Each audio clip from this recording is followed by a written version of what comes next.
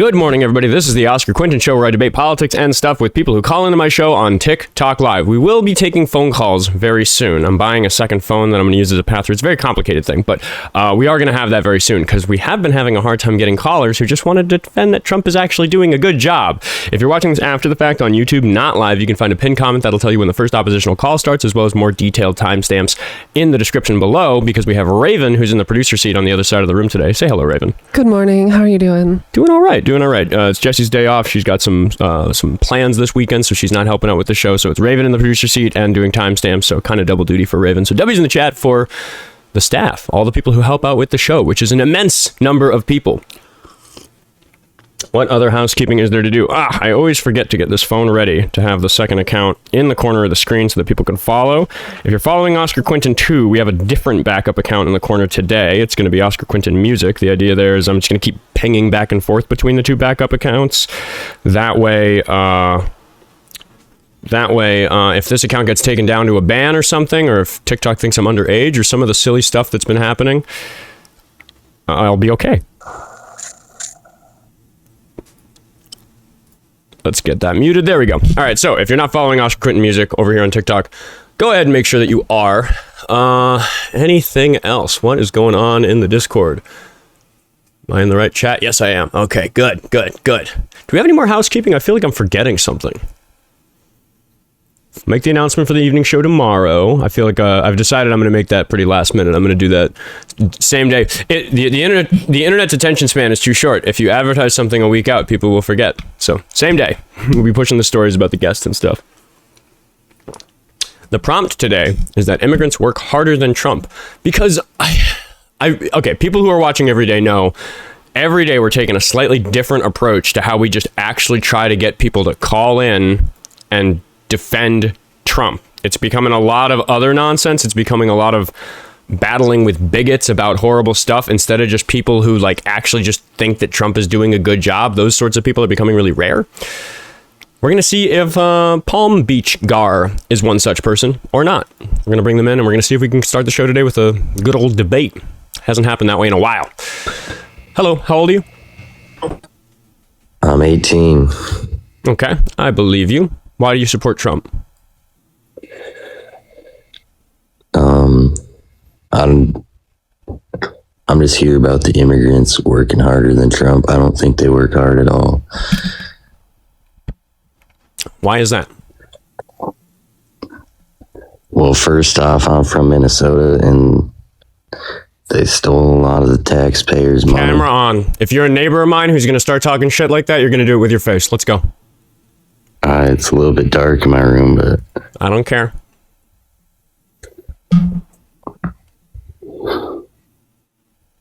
Was good. Yeah, let's zoom out a little bit. Yeah, get me on that big screen. They don't work harder than me. No, dude, you're like, dude, no. Turn some lights on, dude. Here, I'll give you a second to turn some lights on. Dude, I'm in bed, bro. It's okay. You're a neighbor. It's 10 a.m. on a Saturday, dude. Turn some lights on if you want to be on the show. If you want to talk, shit about the immigrants in our neighborhood, in our neck of the woods, turn on a fucking light. Are you from Minnesota too? Yeah, I live in Minneapolis. How you feel about? I feel all sorts of ways that I'd be happy to discuss with you if you actually turned on a light so people can see who you are. This is ridiculous. Why did you think I asked you to turn your camera? I said I don't care if it's a little dark, but you're not even showing your face. What is this? Why do I need to show my face? Because a lot of people refuse to show their face when they talk about immigrants, and I find that it sorts out a lot of the trolls if I just demand that people show their face when they say these sorts of things. So you want to call back in a little bit? You want to try again later in the show? You can't see me? I can see myself through my own camera.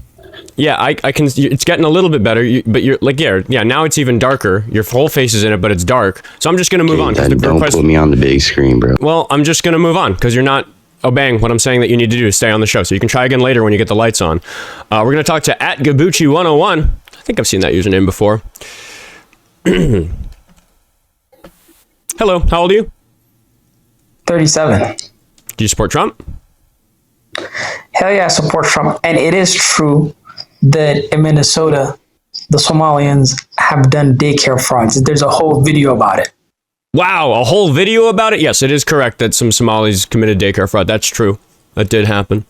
How much money has Donald Trump defrauded the taxpayer of? How much has he enriched himself as president? Billions. Just so we're clear on that. Okay, why do you support Trump? Look, I support Trump. Oh, dude, I think you're banned from this show. You're the pro-fascism guy who doesn't like H-1Bs, right? Yeah. Yeah, I don't think you're serious at all. I think you were like chuckling and joking about it, saying a bunch of horrible shit. You've already shown your face. I was eating that day. I was eating. That's the other thing. You had 900 people watching and you were fucking munching into your microphone. Blocked. Goodbye. We're not doing it again. If you're just going to sit here and chuckle about how fascism is good, even though it's probably going to land you yourself in fucking prison, because this is not one of the protected white people who's on the line, by the way. You're banned from my fucking show, dude. Mostly just for eating into the microphone for 15 minutes while I asked you fucking not to. We're going to talk to Evan. We're gonna see if Evan is gonna, give the chuds a reason to think that I'm running from all these callers who have such astute points. Very noisy, Evan. How old are you? Oh, I didn't mean to join. My bad. I'm like making.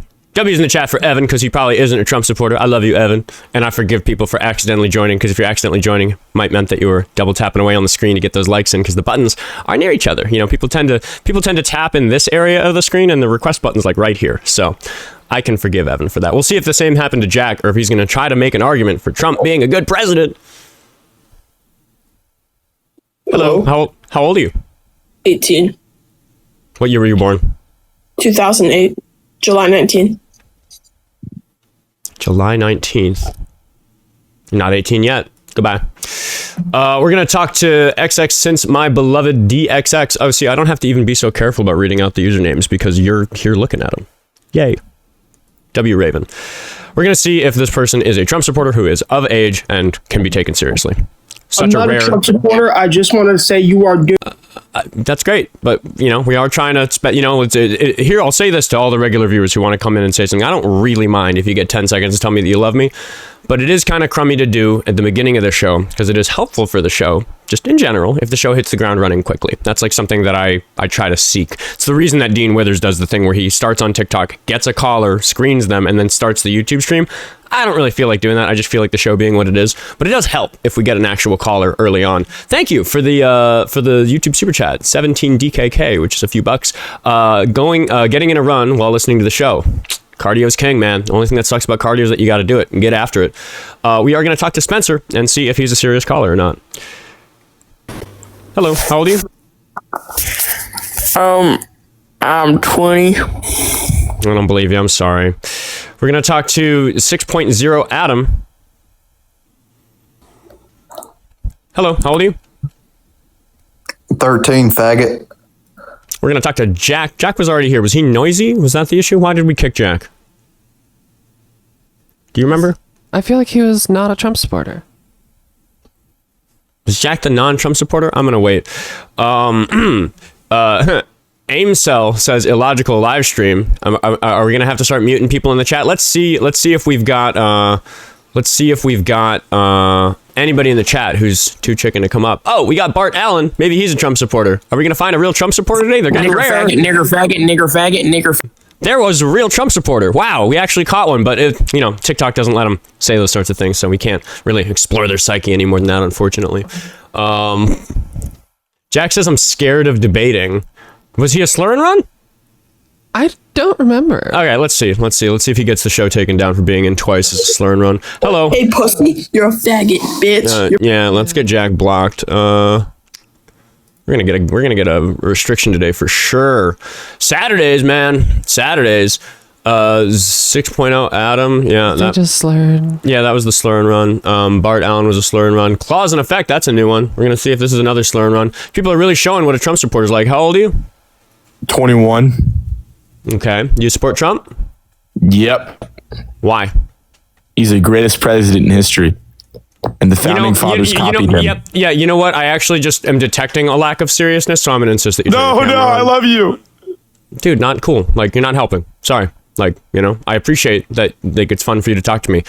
I allow it at the end of the show. You can call in after 11:30. Unless we're really busy with an interesting call, I tend to announce around 11:30 Central Time whether or not we're doing friendly time. Sometimes, just based on how the show went, I want to try harder to get debates. But, like, if we free up the first half of the show, then we can just kind of kick it at the end. Anyway, we're going to talk to Jinky Minus, and we are going to see if they're a Trump supporter. Hello, how old are you? Dead nigger, baby, dead nigger. We're going to talk to the question. We're going to see if he is a Trump supporter. Hello, how old are you? 17. 18 plus people. We're going to talk to... No, Bart Allen was already in, wasn't he? Yeah, I just blocked him. Cool. We're going to talk to... This is how I'm going to try to pronounce that username. Pardon me if there's actually... Nigger. That's it, everybody. This is it. Like, there aren't people left who are just everyday Americans who think, oh, I think that Trump guy's doing a good job. MrClips, we're going to see if he's going to get any cool clips of me dealing with whatever he brings me. Did Jinky Minus slur and run? I think so. I think everybody's been a slur and run so far today.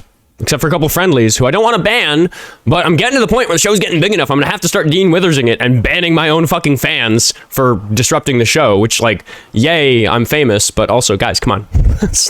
If you like the show, let's let it happen. Let's see. MrClips, we're going to see if he's going to farm clips on my show by, I don't know, being bigoted or something. We'll see. Hello. How old are you? Hello. 23. Do you support Trump?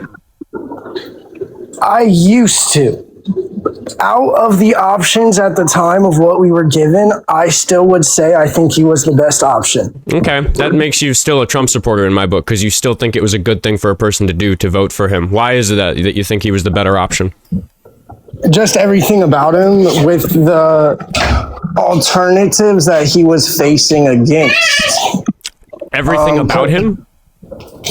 At that time, with not everything about him, everything about his campaign at the time was in the best place versus everybody else. We can judge a person's campaign because a campaign is about how good a job they do advocating for themselves. And I think the Democrats ran a terrible campaign by trying to run Biden and then switching last minute, obviously. But if you're sitting here judging how good the campaign is, that means that you have an assessment of how good the actual candidates were and how good a job they did of advocating for themselves. Not interested in that. Why were you convinced that Trump was better? I don't care how good a job Kamala Harris did advocating for herself.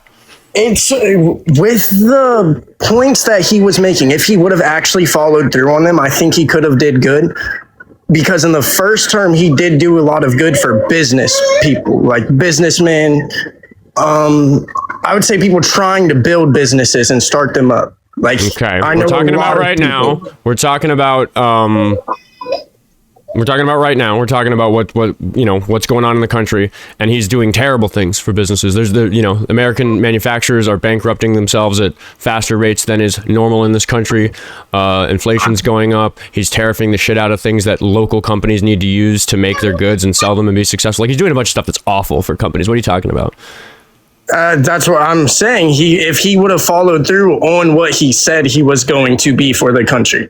But now with all the lies, I don't understand how he's not been.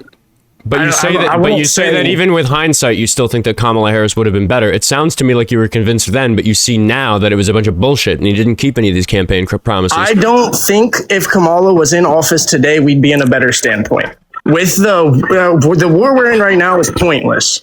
I agree, but what on earth would she have done to make things so bad? Was she going to place blanket tariffs on every country? It was what other big countries were saying. It's sad to even say other countries have said this, but multiple leaders have came out and said, if a woman takes charge of America, we're not going to look at them as we do. Which list the world leaders that have said that? If you look it up, Russia said it, the leader of... Oh, no, Russia. Putin, the international war criminal who's waging a ground invasion of Europe. I don't give a fuck what that monster thinks. Give me somebody serious. Somebody who's waging a war right now isn't serious enough to wage a war with someone who's a female? You're supporting Trump because a war criminal is clowning on the idea of female leadership when actual countries like Germany that people respect on the world stage, because Germany has apologized for the fucking mistakes that they made in the 20th century, and they had Angela Merkel, who during Trump's first term, a lot of people started recognizing as the true leader of the free world because Trump was such a fucking buffoon. We can actually point to people in NATO who said that. We can talk about Emmanuel Macron or whoever the fuck else, whoever was prime minister at the time, because they've been switching prime ministers too frequently over in the UK. I can never keep track of who was prime minister when, but we do see world leaders saying that Trump is the fucking clown and they would have preferred somebody competent like Kamala Harris. Is Putin your only example? I said Kim Jong-un, and there's multiple others who've had the conversation. Cameron, is this a joke? You're listing some of the worst like war criminals and like dictators on the planet. Are we doing Cameron? That actually are scared of people fucking who will burner follow through account on their threats. It's fucking ridiculous, dude. Seriously, Kim Jong-un? Kim Jong-un and Putin said that Trump is good for America, and you're trusting them? I didn't say they said Trump was good. They said if a female came into office, they'll actually start doing the horrible things that they threaten to do because they know that a woman wouldn't come at them as serious. That's exactly what they said in their argument. Are you misogynistic as well? Are you as misogynistic as Putin and Kim Jong-un? Who, by the way, Kim Jong-un, just as an aside, really quick, I'm going to interrupt you and just say, Kim Jong-un is actually not all that misogynistic. Women have leadership roles in his regime. It's kind of hilarious. But anyway, really? Are you that misogynistic as well? From what I've looked up and everything about it, yes, I 100% believe there would be a vote instead of something actually getting done if they did one of the major threats that they have said. Trump would go against the vote and do something to their region if they did one of the horrible threats that they make.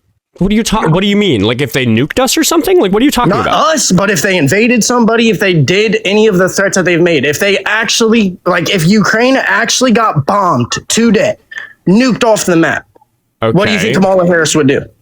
I don't know. I don't know exactly how the international community would respond to that. That's why they don't care, because they know how Trump would respond. And that's what I'm scared of. I'm sorry. I don't think anybody knows what Trump is going to do. He's the most inconsistent U.S. president that has ever taken the office.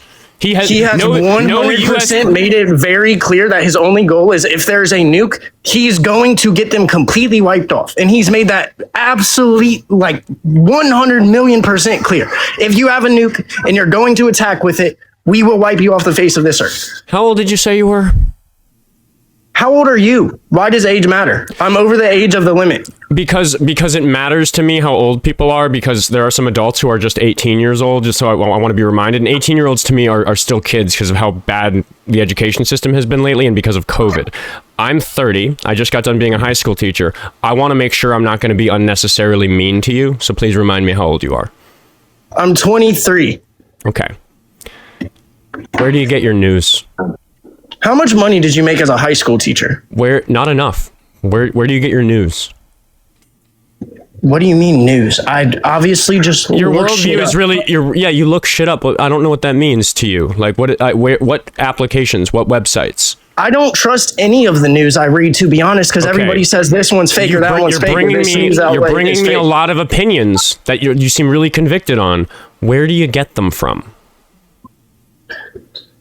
Do you know how many different news sources there are? That's a pivot. Yeah, I do. And it's really complicated. I'm not one of the people that's like, I don't trust this news brand, so I only trust this one. I only trust this news brand. I only trust this one. I only trust this one. I don't really care about who runs what. That's slow down.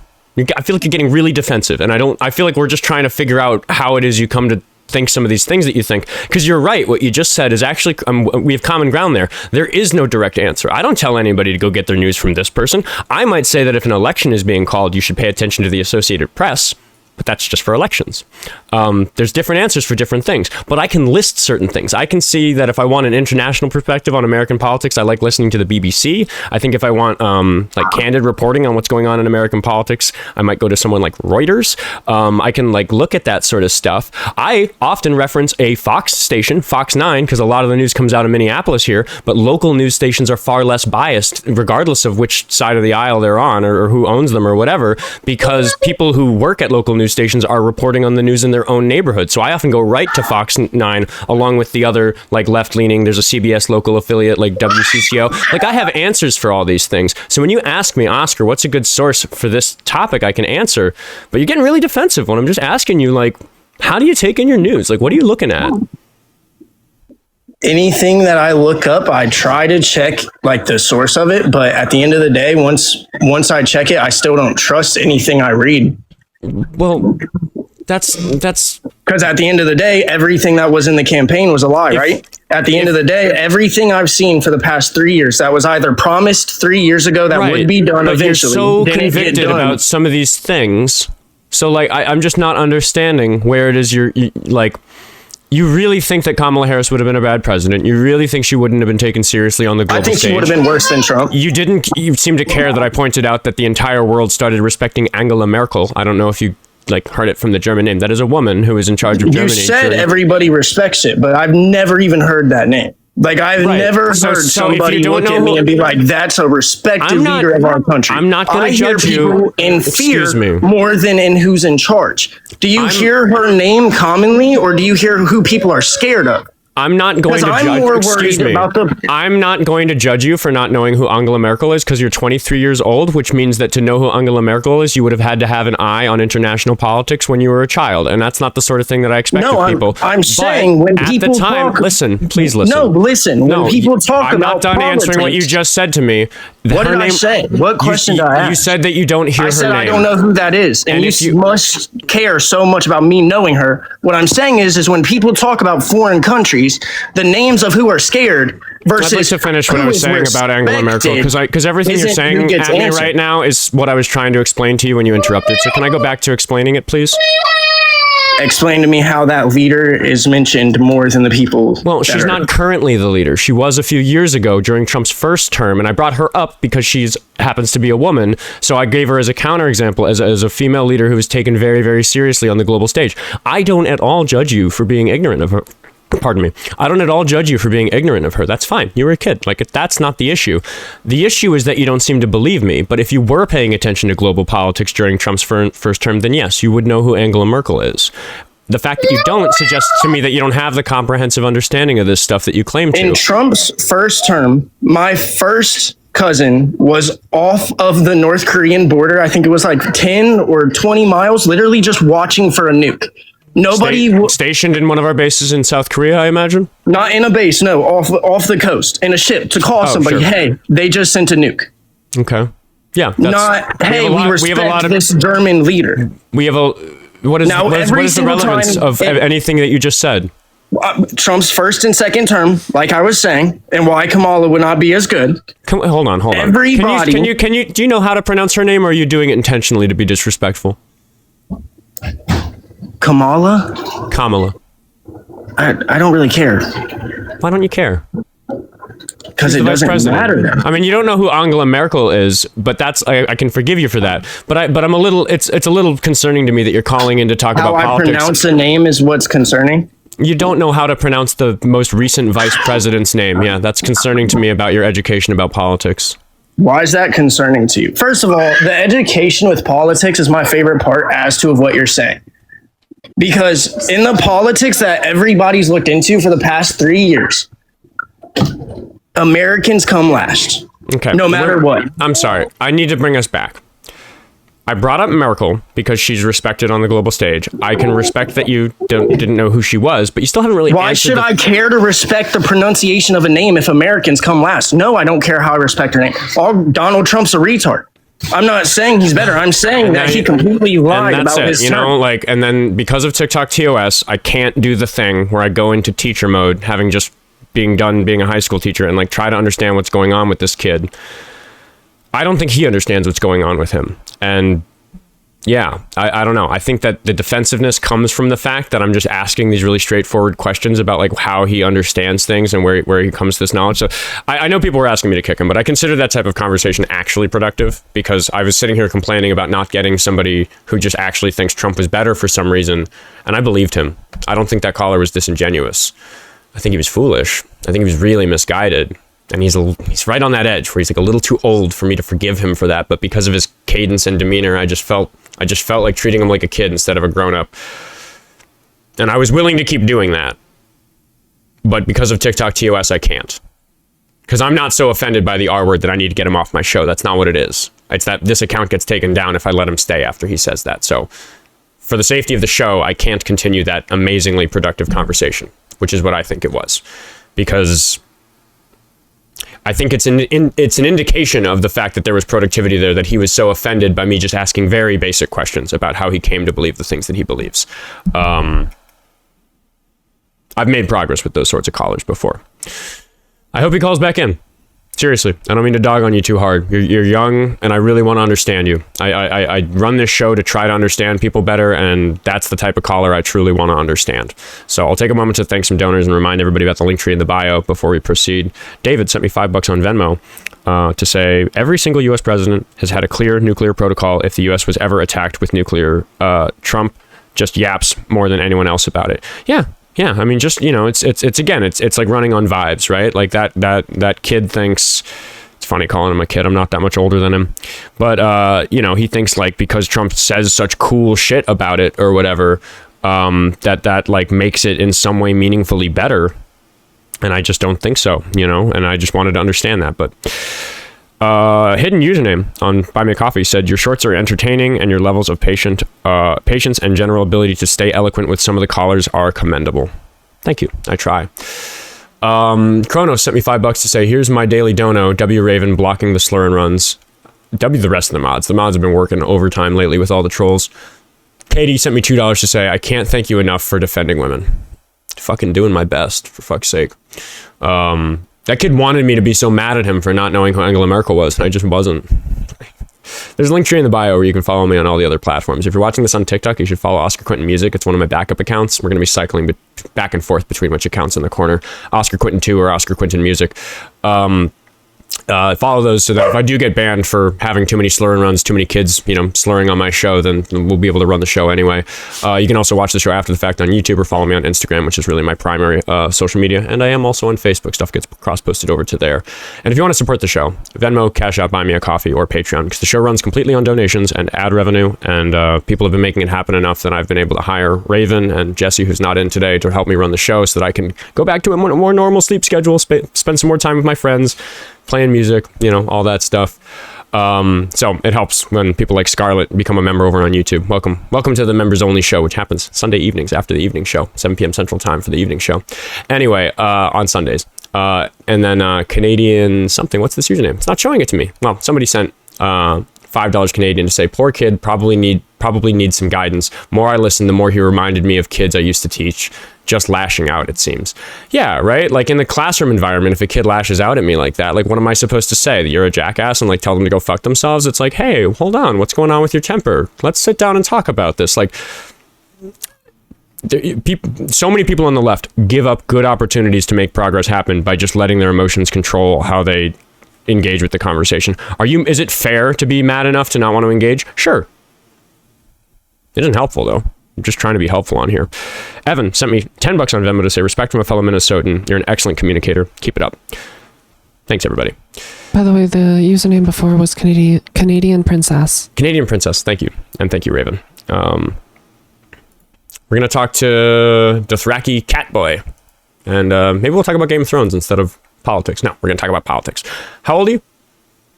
Hi, I'm 29. Nice to talk to you, Oscar. I said it a couple of times in the comments or in the chat. I don't know if you saw it, but yeah, I supported Trump in 16, voted for him in 20, and did not vote for him in 24.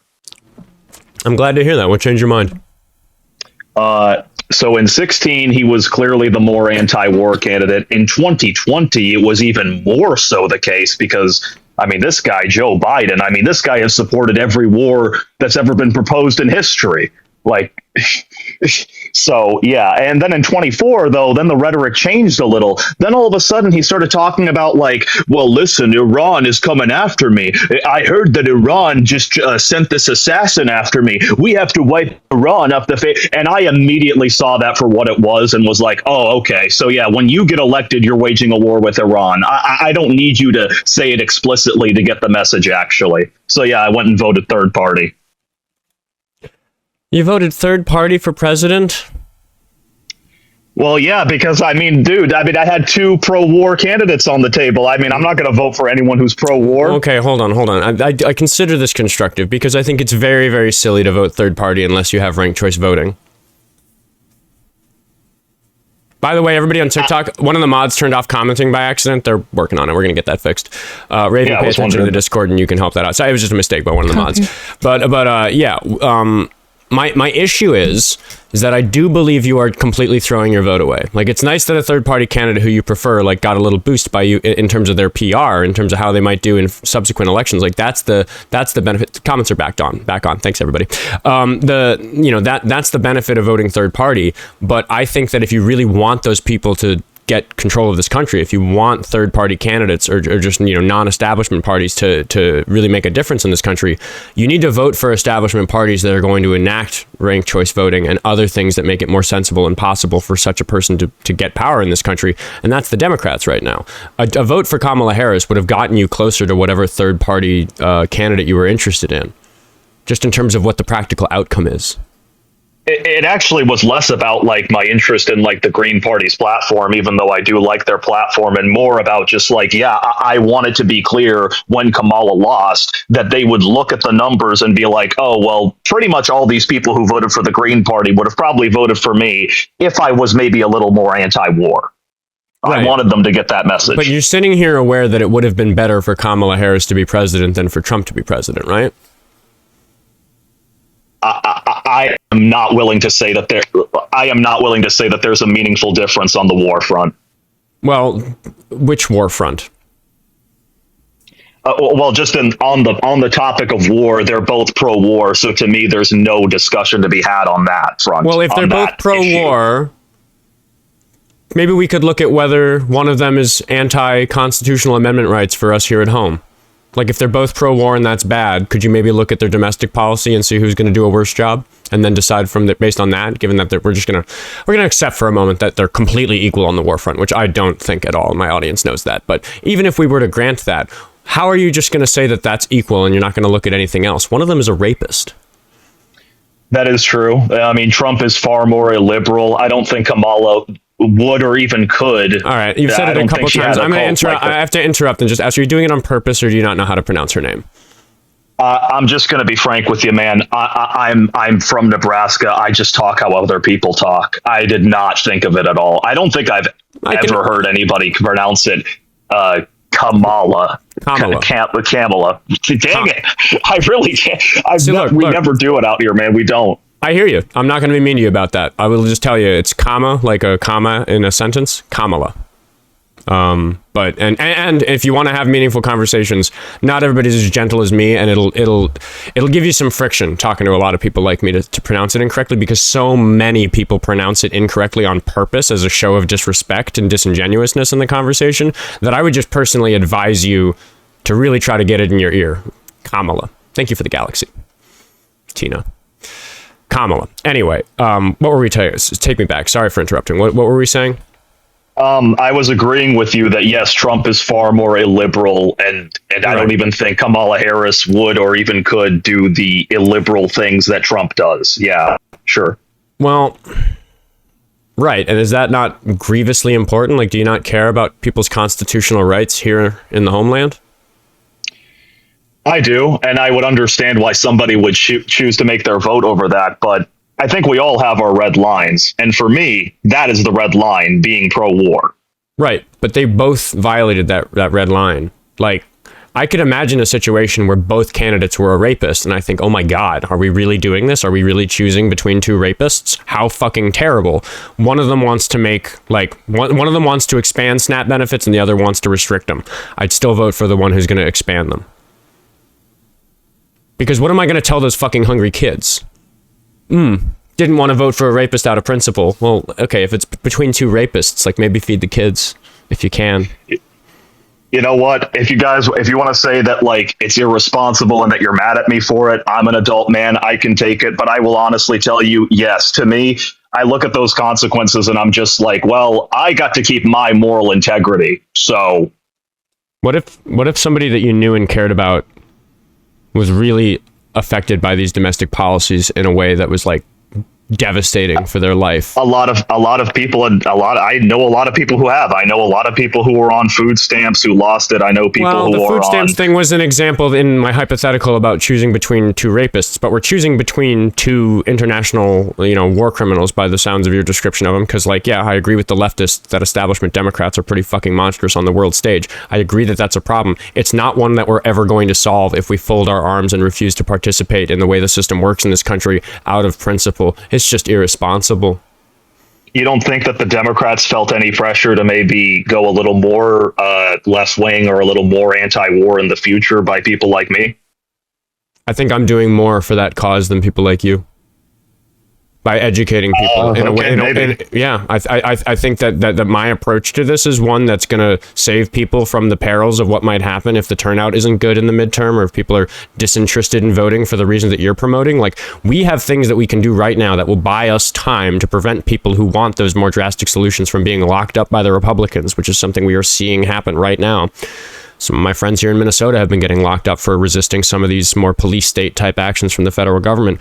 And if you don't think it's important to slow the work of stymieing the efforts of us on the far left, then you just aren't thinking practically about this. It's all or nothing when it's not all or nothing. We're not going to fix it in the midterms. We're not going to defeat the establishment Democrats. We're not going to make everybody into some kind of democratic socialist or some other such farther left position that's better. That's not what we're trying to do with the midterms. I'm trying to stay out of jail.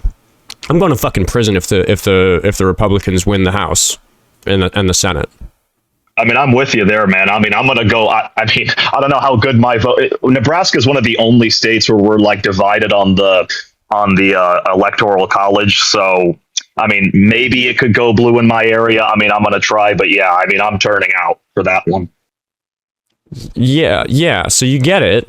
And I just think that was the same thing between Kamala Harris and Trump. You can criticize Kamala Harris for all the same reasons you could criticize Biden for being a run-of-the-mill normal Democrat that the party decided to put up because it was most likely to get enough public support to defeat somebody like Trump, to defeat the disinformation campaign that's being run by the right to a much greater degree than we're seeing from the left.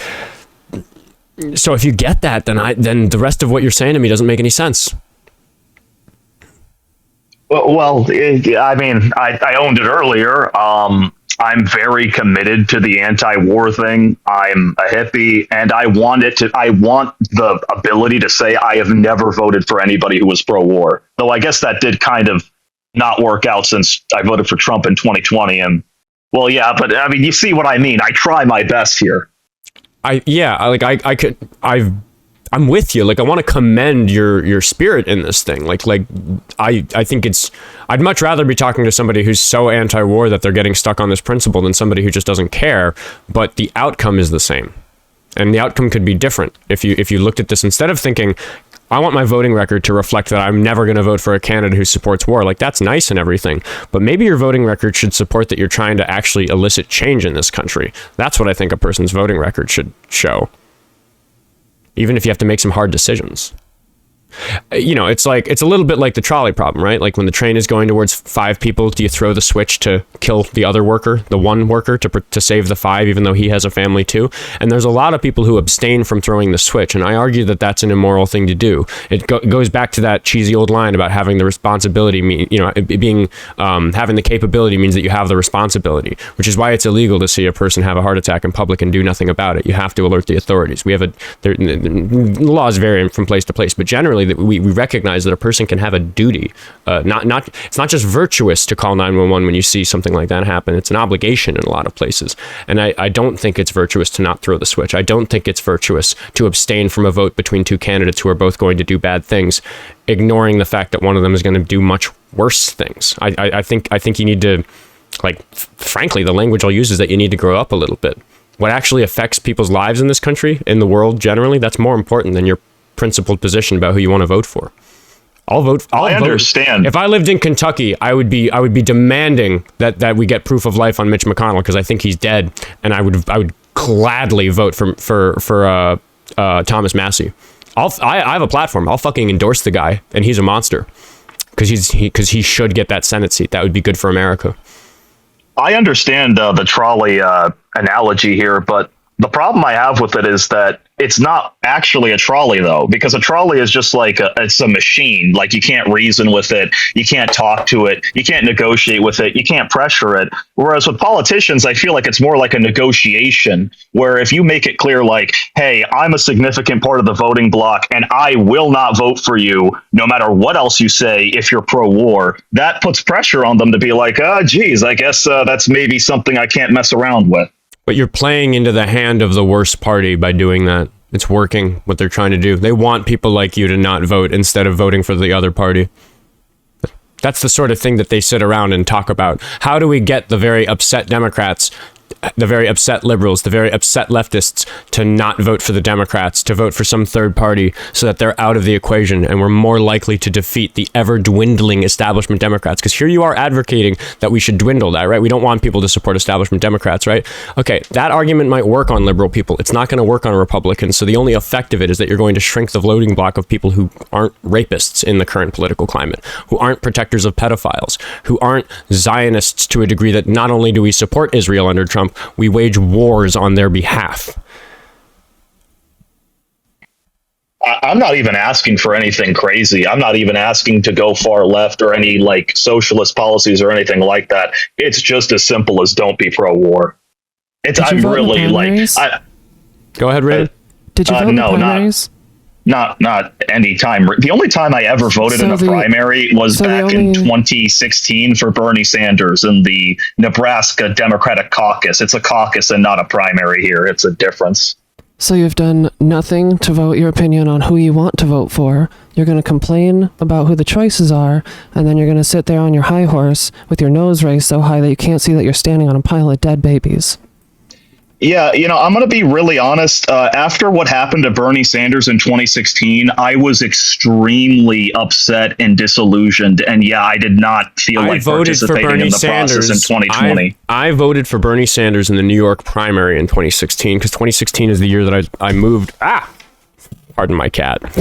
2016 is the year that I moved to Minnesota, so I straddled that election. I voted in the primary in New York, and I was so disillusioned. I was such a Bernie bro. I was so excited about that type of progress, and I was so disappointed in the Democratic Party for platforming yet another fucking boring establishment Democrat who's basically part of another political dynasty. Those were the years when we were sitting around like, oh my God, are we really going to have more presidents, who are following their father as president? Are we really going to have the wife of a president who's going to continue the Clinton name in American politics, even though it's kind of been, besmirched for a bunch of very good reasons? Like I was super disillusioned by that. But if I had the mindset that I have now, if more people had the mindset that I have now, the vote turnout would have been better. We still could have defeated Trump in 2016 if fewer people thought then the way you're thinking now. How can you sit here and complain about that and not see that you're the problem? I'm sorry, like, could you explain a little bit, just one more time, how I'm the problem here? Because you do nothing to stop the evil. If you want anti-war candidates, you have to vote left so that we can get ranked choice voting.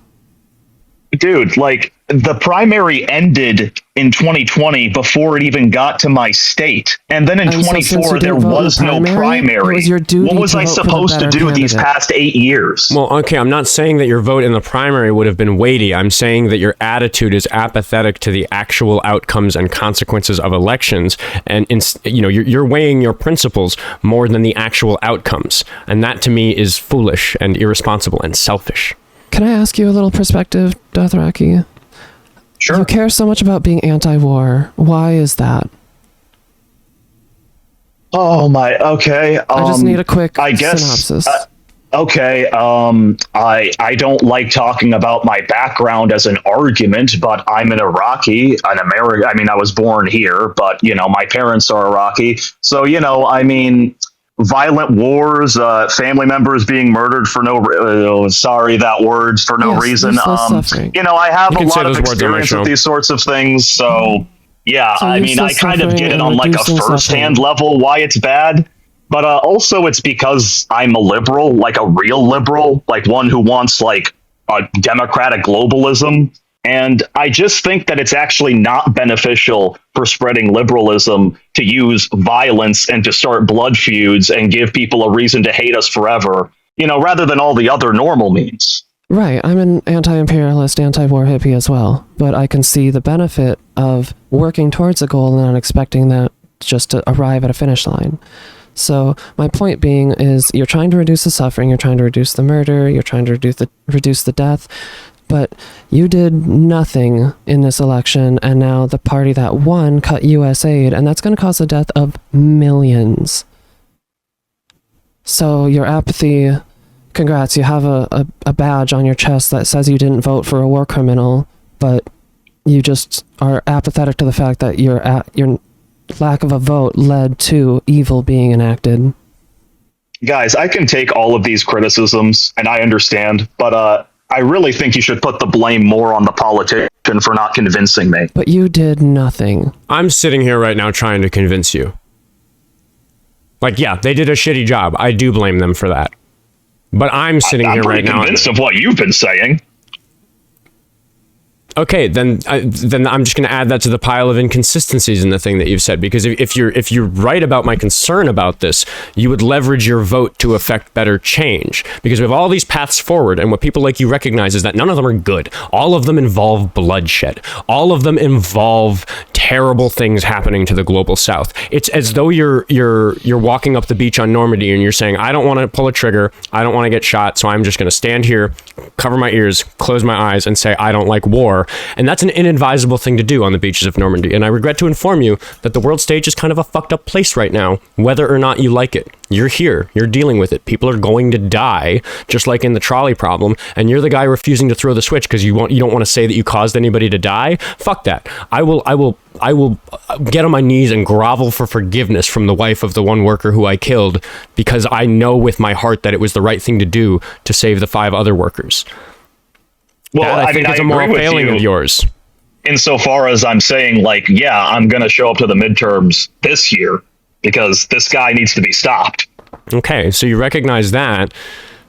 So why did you call in essentially defending the fact that you contributed to getting to us to this state of affairs through this apathy towards the outcome because you're so concerned about having to vote for any war criminals? By the way, I do see all the donations, everybody. We're just very deep in this conversation.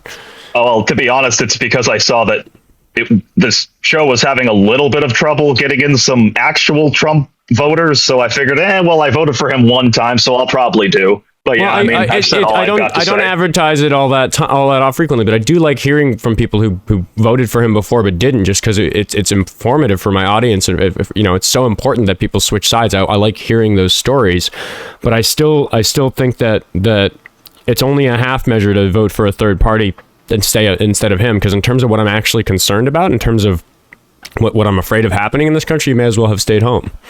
I'm glad to hear that you recognize the fire we have to put out by making sure that the Republicans don't maintain complete control of both chambers of Congress. That you do see that as important, right? Are you going to be voting for?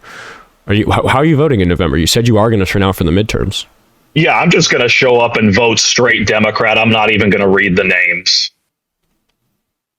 I think unless you're in, Plattner's dropped out, because I was about to say, unless you're in Maine, that's probably a sensible thing to do, but Plattner's dropped out, so that might still be the sensible thing to do in most places. So I can call it a win, but I do just think, and I guess we can kind of conclude the conversation there, but I do just think you need to take seriously I'm good. the effect of your actions, because nobody cares about your principles. I mean, sorry, but fuck your principles. Principles are important. I vote based on my principles. I decide what outcomes I want based on my principles. I don't sacrifice outcomes to defend my principles. That defeats the purpose of having principles in the first place. All right, Oscar. Well, this has been good talk. I've enjoyed it.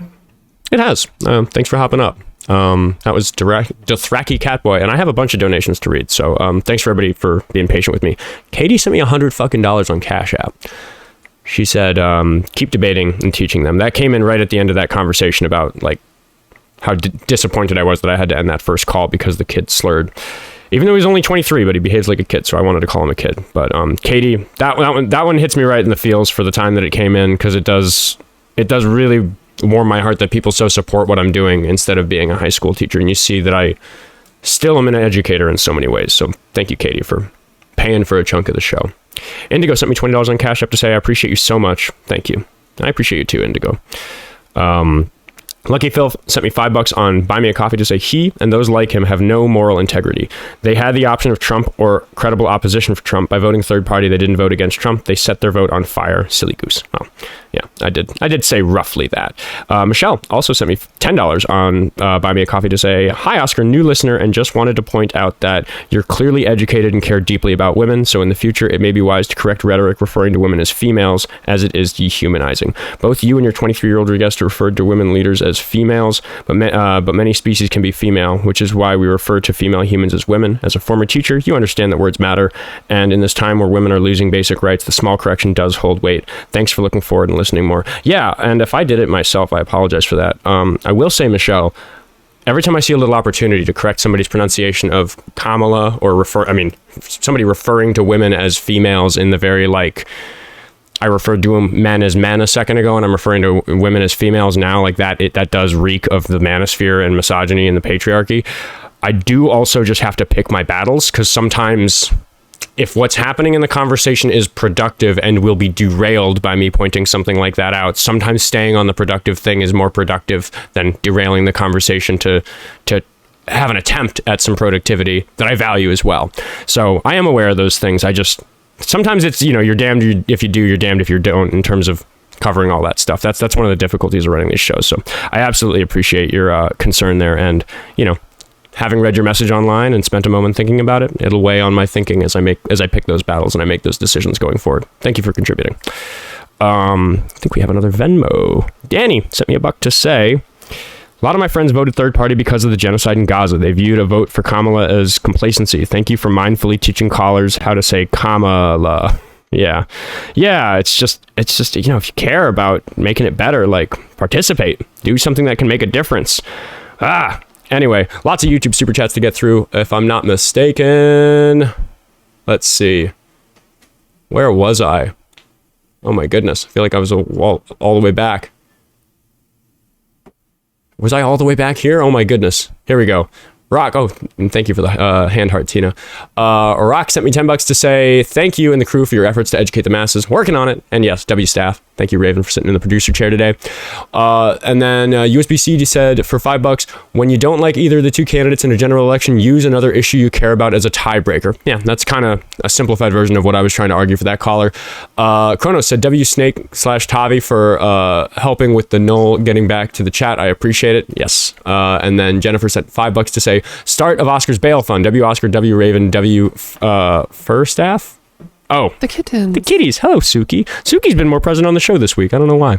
Anyway, and also Jessie, who's not working today, but she does a lot of work on the show. W Mods, W Discord, all that stuff. Elusive Viper sent $2 to say those negotiations only happen in the primary. Yeah, if you want to vote third party, do it in the primary. That's fine. Cronus said, got to go back and do a truck order now. Off to work, so I'll be missing the second half of this. Have a great stream. I'll be in the background till I get here. W Kronos for the $5. And thank you, Annika, for the $5 on YouTube Super Chat. Enough nuance to look past party lines, but not enough nuance to properly measure their levels of harm. I don't understand this type of voter. Yeah, I kind of get it, because I really do think that psychologically it's the people who don't throw the switch in the trolley problem. And that's like what we're up against. So that's why I like bringing... I don't talk about the trolley problem all that much, even though it's relevant often, but it's particularly relevant to non-voters or third-party voters. USB-C added, it's like playing tug of war with the multi-ton trolley instead of helping the other voters throw the lever. Yeah, that's a good analogy. I like that. Tavi sent $10 to say, is it Sudanese? Is that how that's pronounced? Sudani? I understand, but when Adolf was no longer in power, Russia did not spare the lives of Germans who were not Nazis. They may have been moral, but not participating is still complicit. I agree. And Annika added another $2 to say, a moral is useless without the actions behind it, in my opinion. Yeah, that's what I'm saying. It's like you can decide what outcomes you want based on your principles, but don't protect your principles above the outcomes that they led you to. Like that's silly. Then your priorities are out of order. Sorry for the longer commercial, but lots of donations to read, including another $20 from Indigo, who said, you deserve every penny. I wish I could send more. Well, if it's stressful, don't donate money to me if you're hurting for it, Seriously, if you're choosing between bills, I'm not one of them. Leave it for the people who have something to spare. Georgia sent me $5 on Venmo to say guest should not vote blue for Senate in Nebraska. Their independent candidate who leans left has a good chance of beating the Republican incumbent. Vote for Osborne. Thanks. One thing I was just talking to producer Jesse about was getting me better educated about all of the state Senate and House races that matter, because I know some of them, but that's the type of thing I wish I knew, because that would have been so great to bring up during the call, because I could have said, hey, you actually live in a place where a third-party candidate might make sense, and that would have been an interesting change in direction in that conversation. Is that something we could get the worker bees working on? Info? Yeah, that's the idea. I'll be sending messages about that. I'm talking to Snake about some of that stuff. But anyway, back to the show. We're going to talk to, and Linktree in the bio if you want to support Venmo, Cash App, Buy Me a Coffee, or Patreon. Buy Me a Coffee is international. If you live somewhere else in the world, Buy Me a Coffee will still work for you. You can also follow the show everywhere, including on YouTube, where you can watch it as a podcast during the rest of the 22 hours a day that I am not live. We're going to talk to Noah Brown 990, and well, hopefully it'll be another productive conversation. I feel like we're actually kind of getting into it today. That's good. How old are you? 27. You support Trump? I do not support Trump. I did vote for Trump, and I regret it. I guess what I would have as a question for you is, because I bought into all the lies that him and his camp were saying at the time. And then when I learned that pretty much everything along the chain was either the opposite of what he was claiming or just vastly different, like, for instance, economic policies, things like that. How do I not fall into that trap again with future candidates? Well, I think that we've got a problem with liars in politics. And that's one of the things that maybe 10, 20, 30 years ago, we could have said it was like a reasonably bipartisan issue. I think right now, it's pretty clear that it's a rampant issue on the right. Like, the entire platform on the right is based on these sorts of lies. So I really think that it comes down to looking at candidates' character. I think a lot of people who go for talking points and go for policy issues forget that we do just need to check if these people are fucking liars. And quite frankly, I'm super glad that you've come out of the fog and you know that you were fooled. But if you looked at Trump's legal record prior to 2016, it's clear the guy's a liar. It's clear that he's a racist. He's been found civilly liable for not renting to African-American tenants when he was a landlord in New York. He's lied about that plenty. He's been inconsistent about the way that he's talked about the practices at his pageants. He's mistreated. He's spoken in a way that I would consider just the speech mistreatment of women, like the way that he spoke in the Access Hollywood tapes with Billy Bush, I believe it was. Like, just the way he was talking there, like, demonstrates that he doesn't have the sort of character that I require for me to say, okay, I like your policy positions. I trust that you're going to work on them. Which is why when it comes to a candidate like Bernie Sanders, who's been getting arrested for doing the sort of protesting that I do, but he was doing it back in the 60s, or somebody like James Tallarico, who is refusing to take PAC money in Texas, trying to flip Texas blue, these are things that are really put your money where your mouth is sort of actions that you can look at in a candidate's record. And I don't think that people who have a voting history of voting for the right, which you do, I don't think that's something that people on the right do enough, is just check if they're an asshole. Well, to be honest, I'm not sure I will be voting right anymore, just because I was careful how I worded it. I said had a history of voting on the right. No, I appreciate that. I was raised in a very Republican household, and I think that had a big part to play in it. And also a lot of people do just vote in that way because of family and because of their upbringing, and I can be kind of forgiving of that. That's the same thing. I think people. That's how people end up in the religions they're in. So I hear you there. Yeah, I definitely think that. Also there's just a lot of misinformation where like echo chamber type stuff on the right, where you'll say something like bring up the Eugene Carroll case, something like that, and my dad or family members will just completely avoid it, like, okay, well, that just didn't happen. And I think that's a big part of the problem. But moving forward, now that I'm a full-grown adult making my own decisions in the world, I don't think it will be as big of a problem. I just wanted to know for like a more generalized sense, because if we're deciding between, let's say, Bernie Sanders and Hillary Clinton, right? Even if they're both Democrats, how do we know which one is best for the job? How do we know who to trust? Well, so that's a case where I don't think either of them are liars. Like Hillary Clinton also, I mean, Hillary Clinton's more of a liar than Bernie Sanders, but in terms of what she wanted for the country, I don't think that she was lying through her teeth about what was going to happen if she became president. I think she was certainly qualified for the job, and we can kind of see her political history with that stuff. So like she kind of passes the sniff check on not being a total fucking asshole. So then we have to move on to policy, and I would have strongly preferred Bernie Sanders policy, but we get to at least get there with Hillary Clinton because she doesn't have this track record of just lying about everything. She's had her controversies, sure, but like nothing that suggests that her modus operandi is to be like a complete con man. But that's what we see on the right, is that, oh, did you get lied to by somebody who is a known con man? Right. Yeah, no, I agree. I hear you. Yeah. And we do have, like, people are saying in the chat, like, she showed up in the files and stuff, and or Bill showed up in the files and stuff. Like, yeah, like if they're guilty, if they're complicit in anything, lock them the fuck up. But we just haven't seen enough evidence to be sure, because Trump is hiding the dang Epstein files. But yeah, broadly, I just think a lot would be done by us just looking at the track record of politicians, the things they've done in their life. I think that would solve a lot of it. That gets us to a place where we can actually speak meaningfully about the platforms that these people push. Isn't that increasingly difficult in today's society when there's a lot of misinformation being spread, though? Sure. And media literacy matters through, like none of this works without media literacy, right? If you want to look up if somebody's a liar and a con man or whatever, you can go to a Facebook feed and see a whole bunch of nonsense about like whatever claims about Kamala Harris being a liar or a cheat, or people say that Ilhan Omar like stole from the people or whatever because her net worth has increased like $30 million. She married a guy who was worth $30 million is what happened. Like that's a lie, right? Like you have to have some media literacy to look at any of this with clarity. That's a wider scope problem than assessing the character of a politician or looking at what their platform entails. So is it just knowing which sources to get your information from and which ones to trust?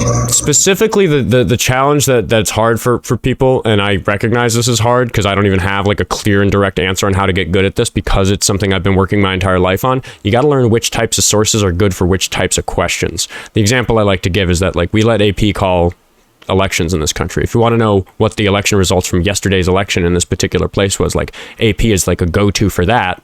AP does some decent reporting on other stuff, but it's not like I'm going to race to AP for everything because they're not the best source on everything. I have the literacy to often, when it comes to like news about science and stuff like that, like I kind of just tend to go directly to the scientist. Let's go find an article and read it. Let's go read an abstract. Let's go see what the data actually says, because I'm better at interpreting what a research paper says than a newscaster who's telling me about a research paper. So for every individual thing, you can get educated by learning from people who know what they're doing, how they do it. But then that peels the layer back where it's like, who do you listen to there? So the biggest thing you can do is get yourself educated. It's hard to have a newscaster lie to you about science if you're educated about science. It's hard to have a Republican lie to you about how the government works if you know how the government works because you studied some basic civics.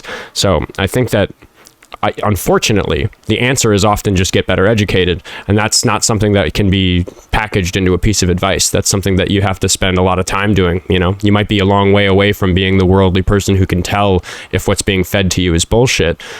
But maybe we can all find people who've demonstrated themselves to be a person who looks reasonably at things. I try to be such a person. I have people who call into this show, some even oppositional callers call in and want my opinion on something because they know I'm not a bullshitter. I've demonstrated that by sitting here for 2 hours a day and earning people's trust in that way. I can be a third-party arbiter of truth because people trust that I'm not a fucking liar, because I issue corrections when I get things wrong, because I'm only a human, get things wrong all the time. But they know that my general approach to things is one that comes from my history of being an educator and all this stuff I've studied in school and all this stuff. So it's very hard to navigate. I'm not gonna sit here and pretend that it's like, go listen to CNN. No, that's fucking nonsense. That's it's fucking complicated. And the best way to navigate it well is to get yourself educated outside of a political context so that you have the tools necessary to understand what's being said in a political context. And I actually really appreciate your honesty with that. And I've been watching you periodically. Been watching you periodically here and there, and I have no reason to believe that you have anything other than genuine intent. So that's kind of why I was asking the question. So no, I really appreciate it, actually. Thanks for having me on. Yeah, thanks for hopping up. I'm going to say W's in the chat for Noah. Thanks for hopping up. W Noah. And where were we? Let's get the fan funding back up. Kronos said, my manager is now trying to leave early, so it looks like I won't be back. Now I have to work a full shift. Damn lazy people. Can I be one of them? Thank you for the $5, Kronos. Kronos is working hard, man. He's always working during the show. Lord Tomoyoshi sent me $10 on YouTube Super Chat to say, news, PBS, Trump fires election commission members in latest attempt to control voting process. Everyone must vote blue, so there is no dispute. Dems won without Trump tilting the election for MAGA. New story for me, but it fits a trend. You know, there's all these different efforts to subvert democracy in this country. There's things like the SAVE Act. There's things like threats about ICE agents at polling stations, which even if they're not there are people who will have heard about that as a news story and who will be concerned and not show up because they don't want to be assaulted by ICE agents. So yeah, I'm sure Snake on the Discord is going to have me educated on that by the end of the day.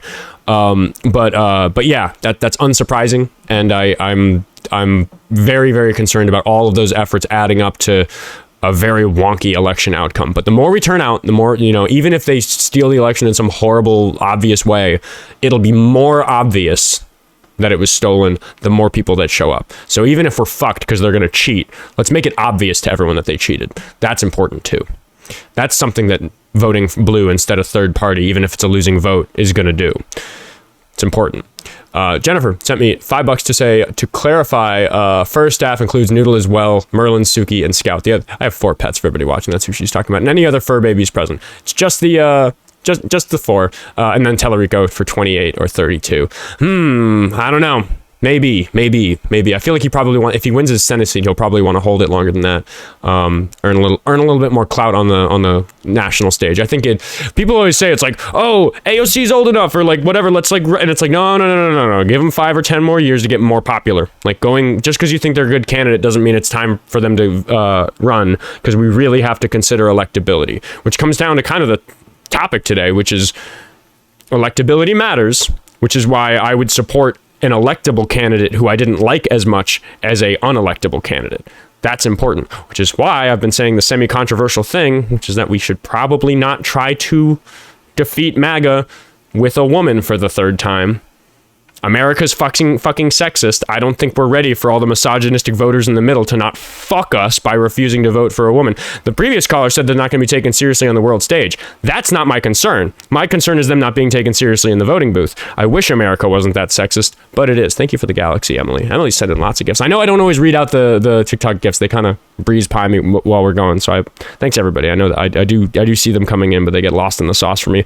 Colin sent me $5 on Venmo to say, for the ones in the back, MAGA is not conservative. MAGA is regressive. Colin called in and told me that. Yeah, the MAGA is trying to make America great again for when it was great for rich white people 70 years ago, which is hilarious because they're not even really trying to do that, because if they were, they'd increase the corporate tax rate. But that's regressive. They're trying to undo all these social policies that they hate so much. Establishment Democrats are conservatives. They're trying to conserve the status quo, and then it's like actually farther left than that. People like myself who are progressive. We actually want to make progress in this. Thank you for the hand hearts. Carlos, is that the name? All right, let's look at a couple other apps to make sure I don't miss anybody, and then we'll get back to the debates. Let's see, and then this one. So many places to check. I need to build a dashboard for that. Oh, and nobody's in the queue, but we have Zyan, who's muted because he got added by the mods earlier. So I've sent you the invite to unmute. I think I did.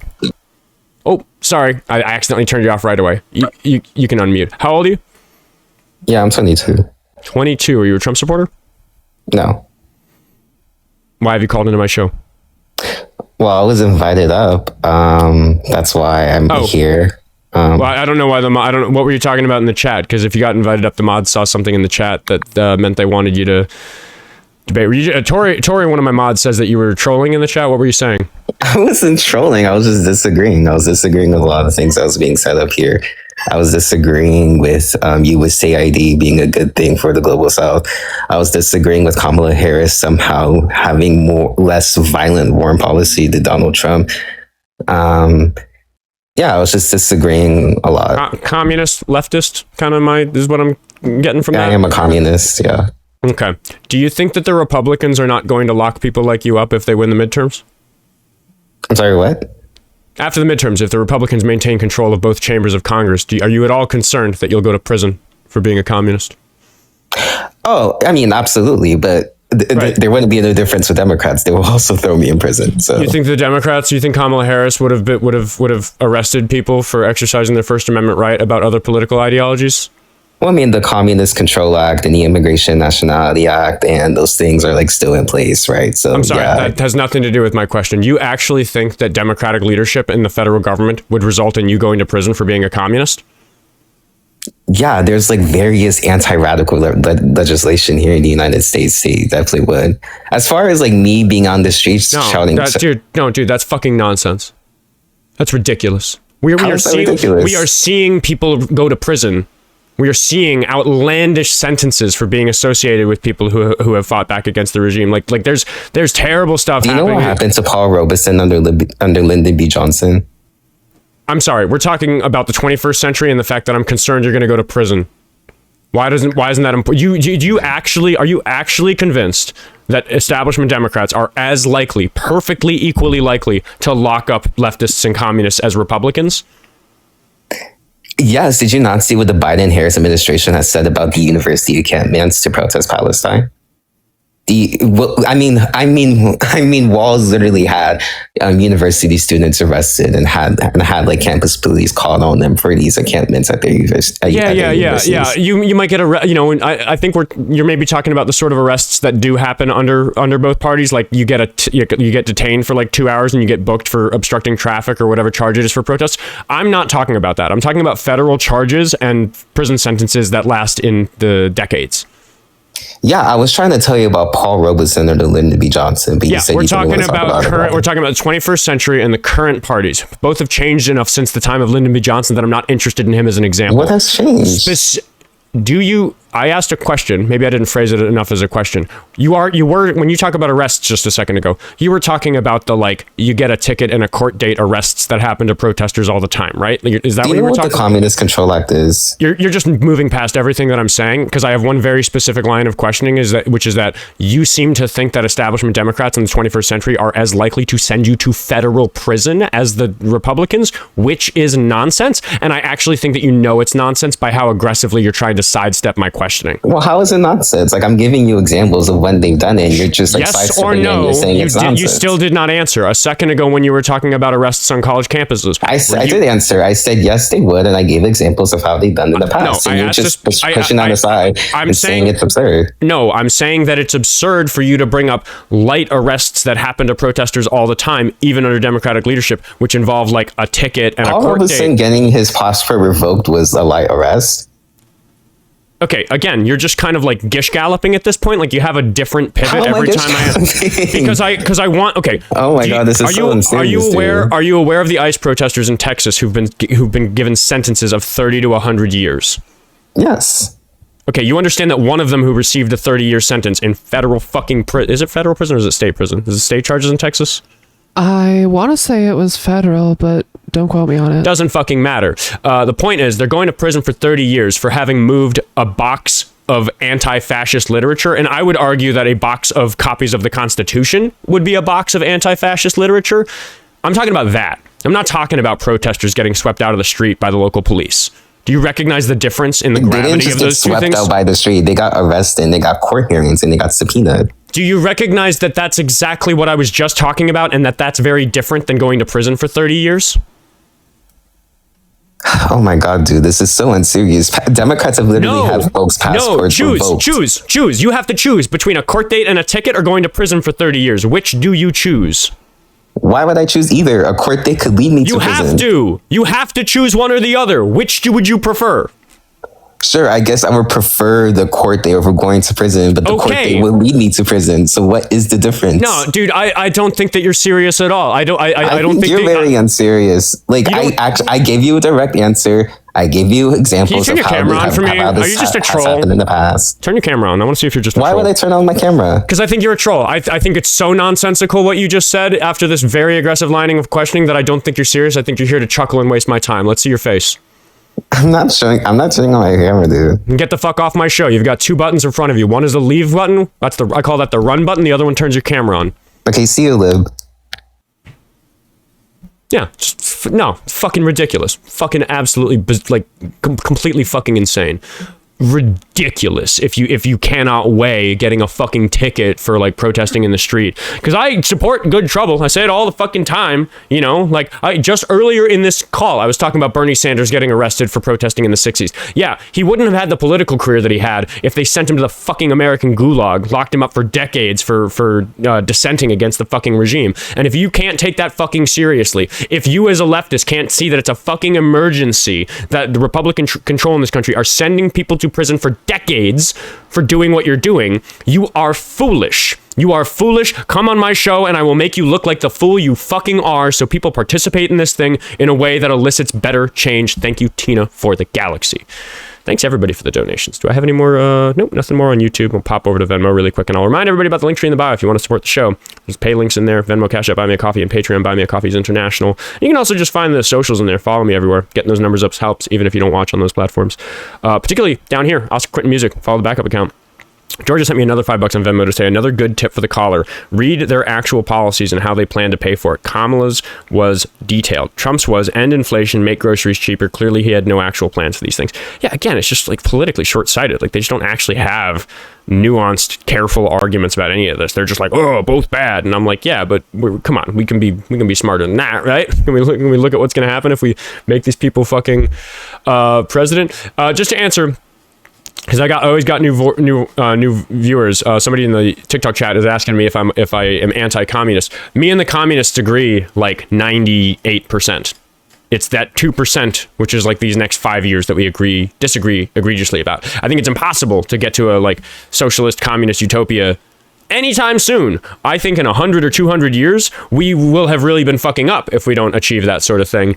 And the people on the left that are disappointed to hear that from me are like, oh no, that's too long. And I'm like, well, okay, so fold your arms and don't participate if you don't like what you're going to get. I'm actually going to try to look at possibilities for the future of politics in this country that are fucking physically possible.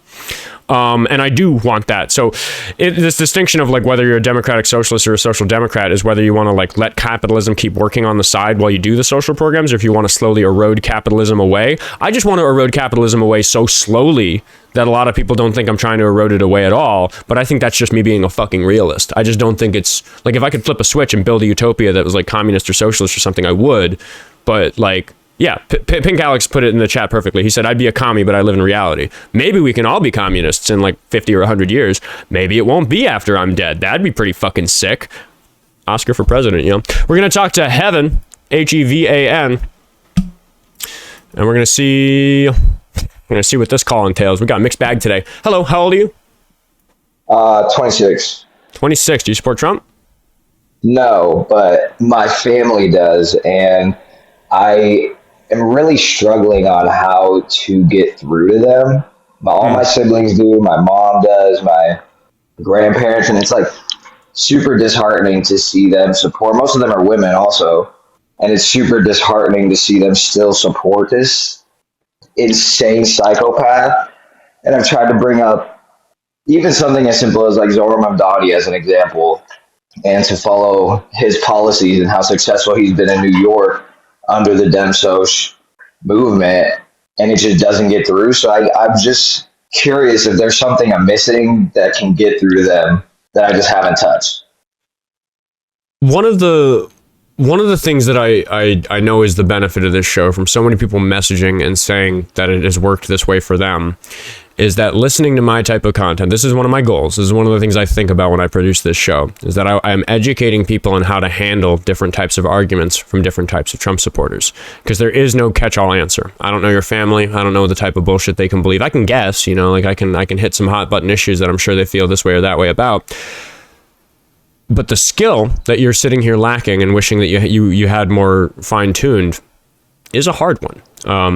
People often, even my own chat turns on me sometimes when I pick maybe a more compassionate approach than the chat wants me to with a particular caller.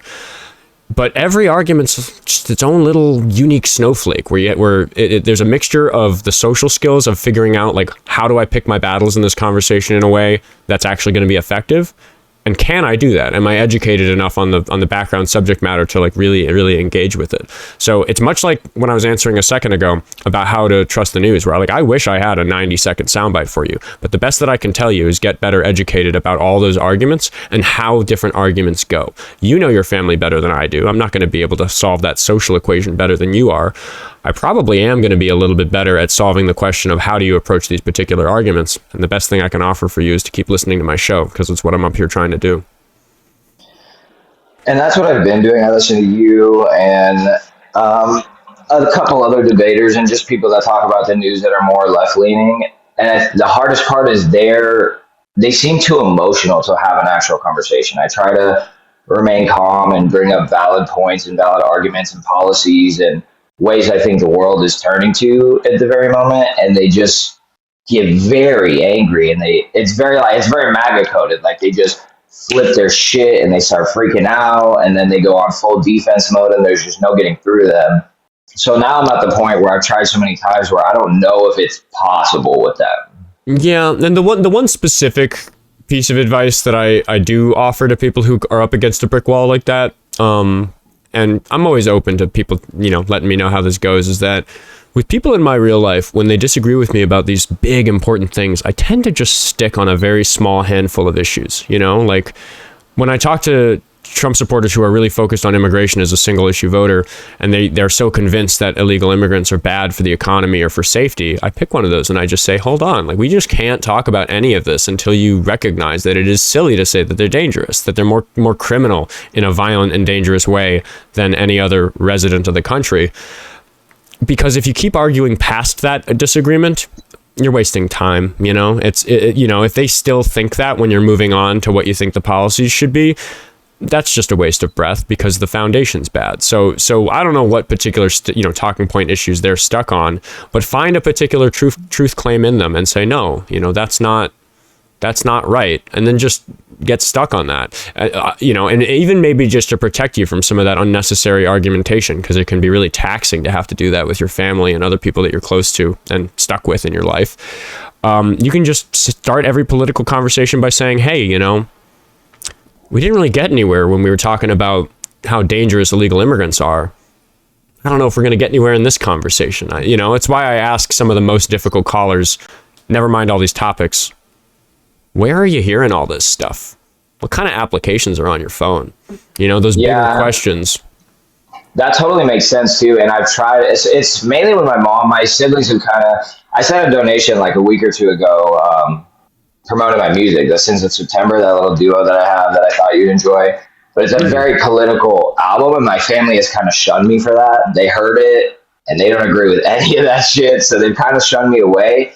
And the biggest person I'm trying to get through to is my mom, because we're closer than my other siblings are with her. But she's like, the two biggest issues that she will not budge on, no matter how many facts I give her, no matter how much evidence I stack, is Israel and its committing of a genocide and the oppression of Palestinian people, and then Iran being this like mastermind evil plot that wants to destroy America. And she just will not budge on either of those, no matter what I bring to her, what evidence I show her, who I tell her to watch. Like, it just does not budge. I'm starting to lose faith that there's any hope in like moving that.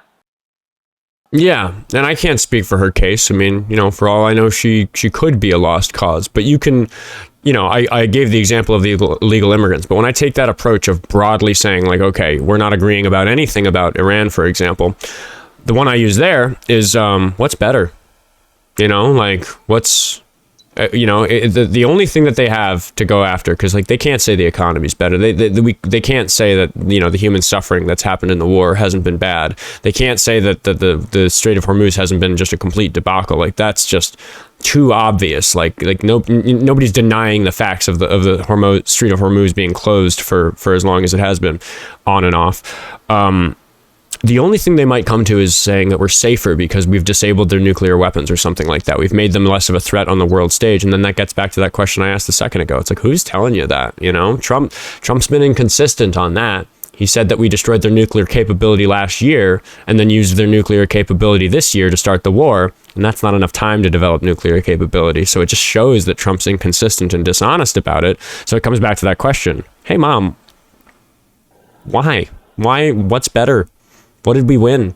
And if it's safety, point out that if it's Trump telling you that, he's got a real inconsistent track record.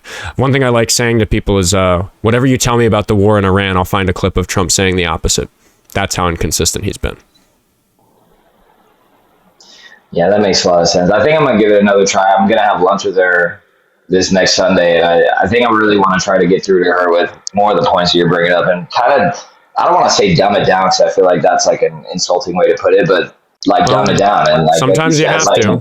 Yeah, unfortunately, like you definitely, I just have to like break down, like you said, where she's getting this, who she's listening to, try to give her sources that she can actually look into that aren't so lopsided and biased, and then just go from there. Hey, this is the producer. I was hoping to offer a little bit of advice for connecting on an emotional level as well, because a lot of people that are in MAGA operate on emotions, and so breaking that down can be really helpful.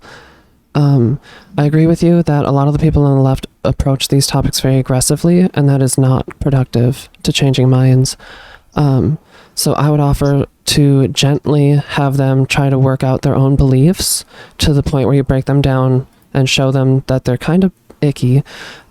So in the examples of Iran and Israel is you can mention all the wanton killing of children and babies that's going on in both instances. Israel's committing a genocide, and we bombed a girls' school in Iran. And that one was based off of just criminal negligence. We had the info, we just didn't bother to look. And so just this evil that's being perpetuated by Trump, if you can just get them to say, children dying is bad, no matter like who the children are, that's just bad, no matter what. Even if you hate the Iranian government, the Iranian people have done nothing to us. And us bombing girls' schools is only going to create more terrorists and make us less safe. Because how would your mom feel if you went to work one day and you didn't come home because Iran obliterated you at work? She would hate Iran even more, right? So that's what we're doing to them. Appeal to compassion. It's kind of that. I think that's a really good point, because a lot of the time I think I'm being too like logical and like facts based with them all, and like you said, they run so high on emotions when you try to like tell them that they're looking at it skewed or in the wrong way. So I think definitely logical or more emotionally is where I have to get down to it. And an important part of this is coming at it with a very calm, just stout emotional state. Because when they end up coming down to well, I don't really care if it's Iranian kids dying, then you say, that's kind of icky, and I'm going to think differently about you for saying that. Yeah, and that's kind of what happened last time we tried to have this talk, because I brought up the school that we bombed and killing 300 kids and, you know, all those people that died over just a completely negligent, useless bombing. And that's kind of where she went. She was like, well, they've been doing this shit to us for years. And I'm like, that's just not true. Like, it's not what happened. Absolutely. And then it just fizzles down. So I think I will have to get like more emotional. And I talk to her more like her son rather than someone trying to change her mind. Yeah, and kindness and grace is the only thing that's ever going to give them room to grow. So. Yeah. Okay, well, thank you guys very much. This was very productive for me. Before you jet, one of my other co-hosts, Diava's hopped in. She had something she wanted to add. Yeah, I just had a quick question because my whole family is MAGA, and I've had multiple conversations with my mother too, which are futile. So I get it. My first question to you is: are they very religious? No, most of my family, ironically, actually, we're pretty much agnostic through and through. Like my direct family, my distant family is more religious, but not my immediate family. Okay, because that has a lot to do with my inability to talk to my mother, because she puts everything back to God or back to this or back to something else, you know. So I was just curious because it's very hard to reach sometimes when it's for religious reasons. Yeah, and I think she is like low-key religious. She'll never bring up God or anything, but she was raised like in a Catholic school, heavy Catholic family with traditional values. And I think like coming out of that, she's just gotten super cynical. So it's hard to like even give her hope in some instances, which is another thing I'm trying to do. Because she just, another way the conversation breaks down is like, she'll get angry and then I'll try to like calm her down a little bit. And she'll be like, well, everything fucking sucks, so who cares? Like, doesn't matter who you vote for, doesn't matter what's happening, like everything sucks, we're all broke. Fuck it. That's what my mom says too. She goes, well, all the politicians do it. They all steal from us. They all lie. They all do this. They just go back to that comfort zone of everybody does it, because it takes thought, and they also have to change their own thought patterns, which is awfully pretty hard for people sometimes. But I think what Raven said was probably the best, and I could probably learn from Raven. I'm super passionate when I talk about these things, and I'm not as kind, and I'm not very patient.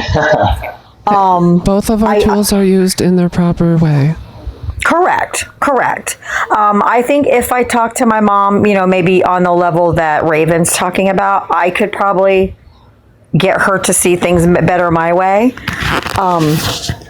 I'm not above learning how to do better myself. But I just get really passionate because they're so stubborn. They're so stubborn in their beliefs. And I'm sure your parents are younger. My parents are boomers. And they're very, very, very set in their ways. I'm not dogging that whole generation. I'm just saying that's been my experience. But yeah, it is really hard, but I think Raven's approach is probably sounds to be what's going to be best for your mom. And listening to Raven's explanation, I believe that's probably how I could better reach my mom too.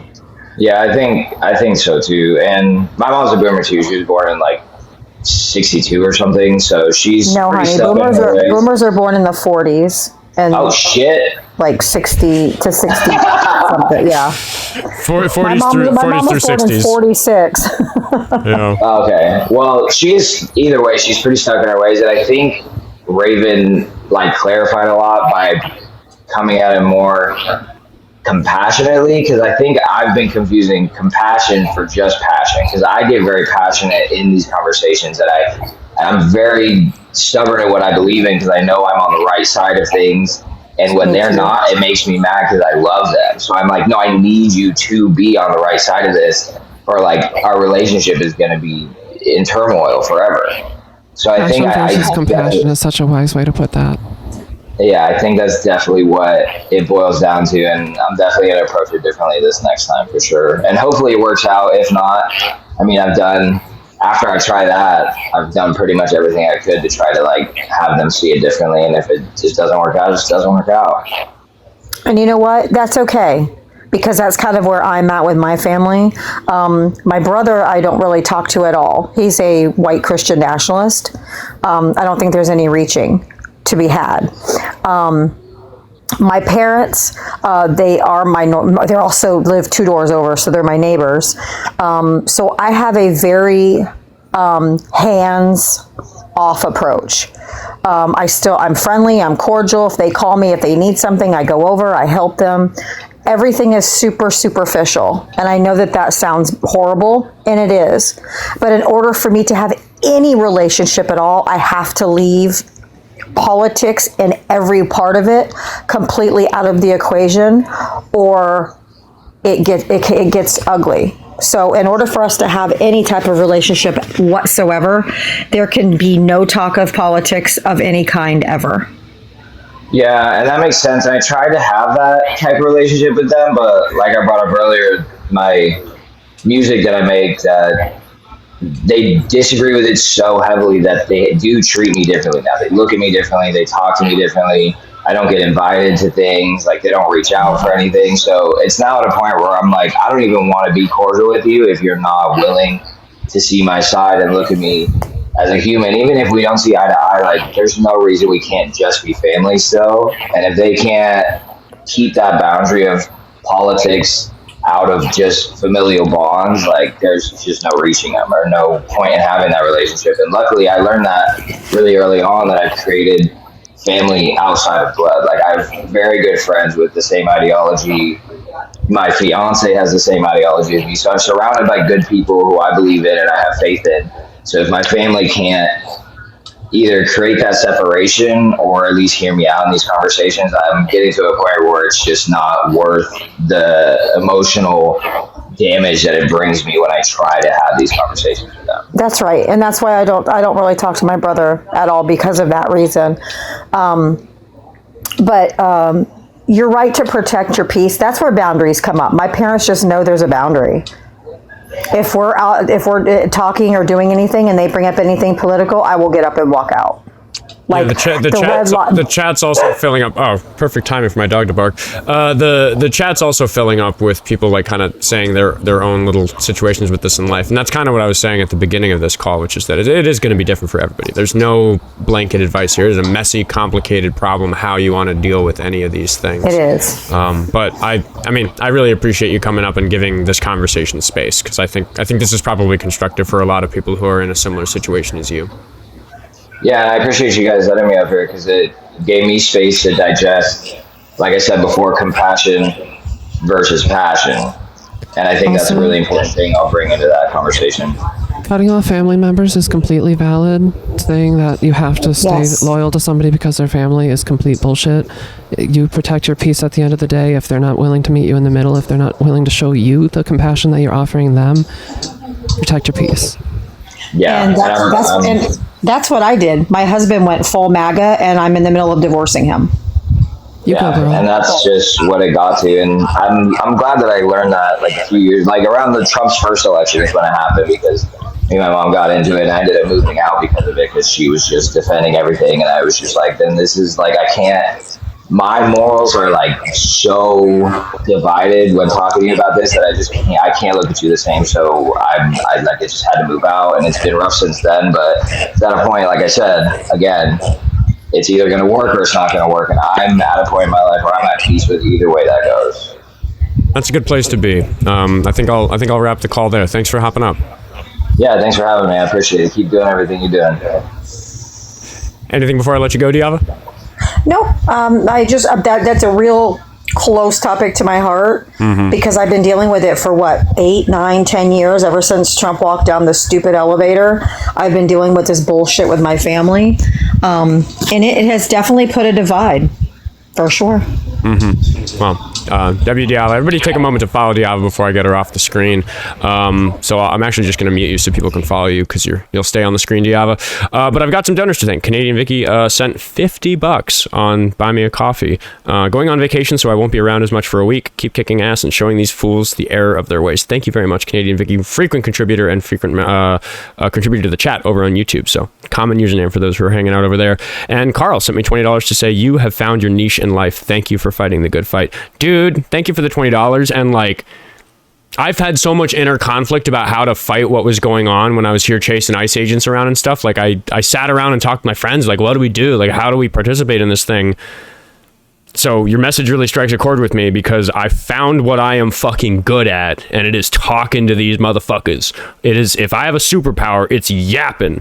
And I'm trying to do what I can with it. So thank you for recognizing that. Alexandra said, I can understand commie talking points, but they have no logical plan based on reality. If they would have voted Kamala, we'd still be able to fight for Palestine. Instead, we're now too busy fighting for immigrants and our own rights. They have no plan. I agree completely. Like, we're sitting here fucking arguing about ICE instead of Gaza. This whole show could have been about Gaza. Anyway, Emily sent me $50 on Venmo to say, sending love and support. Your show is a can't miss part of my day now. Thank you and the team for what you do. With a donation of $50, I think Emily knows that the team matters, and we've got staff here at the Oskar Quentin Show. There's three paid people, myself included, and then like 100, 200, something like that, other people who contribute to the show in meaningful, labor-intensive ways. So fucking W mods, W Discord, W you guys watching, W everybody. Fucking amazing that I get to do this. Lucky Phil is another frequent contributor. He sent another $2 on Buy Me a Coffee to say, their argument is both sides suck. The rebuttal has got to be one side's led by a rapist and probably pedophile and child trafficker. Look up Jane Doe number 4, right? Yeah. They don't care. They don't want to look at witness testimony. It only matters if the thing they witnessed was somebody on the left misbehaving. Appreciate you, Lucky Phil. I really do. Jazz Bearing Crab sent me $2 on YouTube Super Chat to say, call these fools as they are. Tankies, not commies. Yeah. But I mean, it's a futile effort trying to go over terminology with some of these Philbro communists who call in. Not all of them, but it's a problem that I see. And Indigo Sarah sent another buck on Cash App to say, thank you for allowing this conversation to be had about the current conversation, because that came in 9 minutes ago, or the previous conversation, I mean to say. Yeah, it's important. Like I really push for Trump supporters, but we did get some Trump supporters today. And we also got some calls that I think were wildly productive for helping people face Trump supporters in their lives. And that's important stuff. I think that's all the donations to read. So if you want to become a donor, you can go to the link tree in my bio and send me some money on Venmo, Cash App, Buy Me a Coffee, or Patreon. Buy Me a Coffee's international cards work on there, or you can just follow me in all the different places. And I saw him. He was in the queue for a while, so I'm going to scoot him to the front of the line because he left for just a moment. Well, we're going to see the type of mood that David is in today after he reminds me how old he is, because I do not remember. And thank you, Cronus, for the $2 on YouTube Super Chat. He said my boss is coming, so I won't have to stay at work. Yay, Cronus. Thank you for the $2. David, how old are you again? I am 59. How old are you again? 30. Okay. Does this job let you contribute to Social Security? Well, I guess I'll have to figure out. There's like something like 14 different revenue streams, and each of them have different types of tax documents, and a couple of them do have withholding and stuff, but I have to pay taxes on all of it. So yeah, it's messy, but why do you care? What does it matter? Well, I'm wondering if you're getting a Social Security deduction. That's all I wanted to know. Because if you don't get it. What, you don't get what? Social Security. You got to pay into it. Yes. So you are. Well, I started this tax year. I started streaming in February, so I have not done the messy pile of taxes I'm going to have to do for all this. I have to worry about my own withholding because a lot of it's stuff that doesn't have withholding from whoever's paying me. So very complicated and uninteresting pocket watching. Why do you give a shit? I'm just wondering. Do they tax PayPal stuff? What I'm doing, I mean, it's income. I have to pay my taxes. I'm less worried about the Social Security because I'm pretty sure I'm going to be a millionaire like reasonably soon in my life because of how good I am at this. So I don't think I'm worried about my retirement. Cool. Yeah, I'm not. That's all. What a bitch. What a bitch. We're going to talk to Greg part 2. We're going to see if he's going to be interested in pocket watching. Hello, how old are you? 21. 21, do you support Trump? I do not, and I just want to ask if this conversation is okay. I know if you want to debate Trump supporters or not. I was going to say... We got 20 minutes left, and we've accomplished the mission statement of the show today, so I'm happy to take any kind of call for the next 20 minutes. What's up? Yeah, so I'm a very staunch liberal, and I saw you recently say you want to move to a more communist society, hopefully in the future, or you want to build a society that's geared in a way where I imagine you want to like eliminate the state, you want to eliminate markets. If this is a conversation my long-term goal for like humanity, never mind America for a second here, is that we're getting so much better at technology. We should leverage that technology to spread the prosperity out such that everybody's basic needs are met. And I think that in my perfect world, 50 or 100 years from now, capitalism will have been eroded away by what that system that I just described, slowly replacing everything. I think the last bastion of capitalism will be people like making movies and stuff like that. Like all of this unnecessary art and stuff like that, that's really expensive. I think we have to have a lot of well-distributed prosperity in a society to start saying that we'll grant people hundreds of millions of dollars to make action movies for us to watch for free because society is that prosperous. So I think that we keep saying, oh, we used to do the fire department with capitalism. That was shitty. Now we do it with socialism. We used to do education with capitalism. We are still doing it with capitalism, except for the compulsory free of education that's available for people until they're 18 years old. That's kind of socialist. So I just think that erosion process needs to continue. And if we're going to look at it in terms of labels, that makes me, on a very slow time scale, a democratic socialist of the sort of philosopher would refer to, not the type that Bernie Sanders or AOC is, because that type of democratic socialist is what a philosopher would call a social democrat. So never mind the labels. Every time we vote on stuff, we should pick a couple of things that it's shitty to do with capitalism and stop doing them with capitalism. And if we do that for a few decades, we'll end up with some kind of utopia. I think that's possible. I don't think that just creating communism by force is going to work. Yeah, sure. And I appreciate that position a lot. It seems like you actually do care about the civil liberties that a bunch of like revolutionary, like 20-year-olds don't seem to care about and just idolize Lenin. But I will say, I do believe we can move more to a post scarcity, more productive timeline, especially with AI and the development of all of our infrastructure. But I will say, I don't know if schooling and things like the fire department, that is necessarily like a capitalist socialist distinction. That's just like the government doing things. Well, I oversimplified it, but we did used to let people's homes burn because they didn't pay the fire department. Yeah, obviously that's not good. I think where markets fail, that's where the state should intervene. Right. I don't see like markets as inherently bad or evil or something we should look to abolish.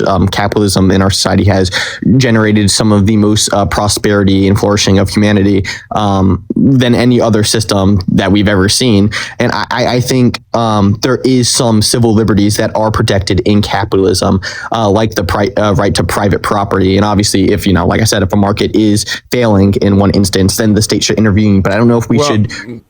Yeah, I'll let you finish that point. Yeah, I was saying I don't know if we should specifically look to wither away the state, because I can't possibly imagine we would have to like radically shift how humanity is ordered or functions. Well, I don't know if you misspoke, but I'm not talking about withering away the state. I'm talking about withering away capitalism. And you said something a little earlier that's interesting, because you talked about AI. Because as much as I hate AI like slop, I'm a creative. Like I hate plagiarism. I think that generating AI art is just straightforward plagiarism with extra steps. So I have like all these negative opinions, but I recognize that AI is amazingly powerful technology that's doing great things in certain domains, but it's actually a good poster child for the sort of problem that I'm talking about. AI is not going to give us the post-scarcity state. It's not going to give us the prosperity that we need to distribute it in this sort of socialist way that I think that we should, if it's controlled by the billionaires. Capitalism is fucking up the benefit that AI has to offer to society. We're wasting so much in terms of resources and suffering in this world to use AI not to develop better medicines, not to make better technology that's going to make life on Earth better, not to do all of these things that it's really good at doing, but to generate fucking AI slop to trick people into electing rapist president. Like that's what AI is getting used for. If we're going to go by teraflop hours. And that's a fucking shame. And that wouldn't be the case if we had greater control around it. So that's the thing, is like, as we get this prosperity, it falls into the hands of the few if left unchecked. That's why capitalism is evil, because whatever benefit we have, whether it's measured in dollars or, teraflop hours for something like a data center, it's going to be the wealthy, powerful elite that control that. And that's fucking bad. That's what's so fundamentally evil about capitalism. That's what me and the communists so agree on. I just think that with sensible regulation around these things as they develop, as well as this ever continuing process of us saying, like, it's so great that the fire department's free. If your house is on fire, we fix that for free.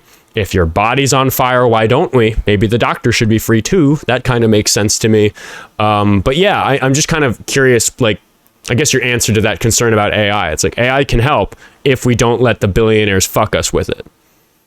Yeah, of course. I don't agree. I think like the consolidation of power in any domain is bad, whether it be in the government or whether it be through a capital class. I think that is not good.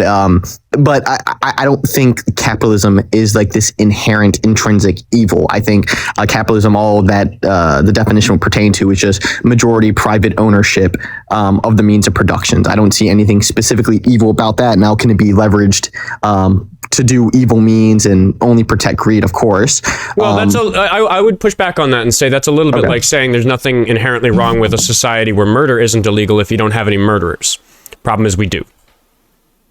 Well, that's not really the same. Well, murder would be unjustified killing, and that's a little bit different. Like, well, no, but there's really unjustified things that people do with capital, is my point. If everybody was really chill, if everybody was like me, we wouldn't need as many of these rules, because I'm not an asshole. I wouldn't do a bunch of this awful stuff. If everybody was like me, we wouldn't need any laws against murder, because I don't murder anybody. But that's out here in the real world. We have to create a system that doesn't reward the few bad actors. That's like the game theory problem with capitalism, is that it just takes a few assholes to fuck it all up. So we need regulations that prevent those people from fucking with the system in that way. Yeah, of course we need regulations. I would also like, if you want to analogize it, it was saying like government's also bad as well, because government will do bad things if unchecked. So like, I mean, I think the analogy there is applicable in the same way, but I wouldn't say governing over people isn't an inherently bad Someone else say something. Sorry.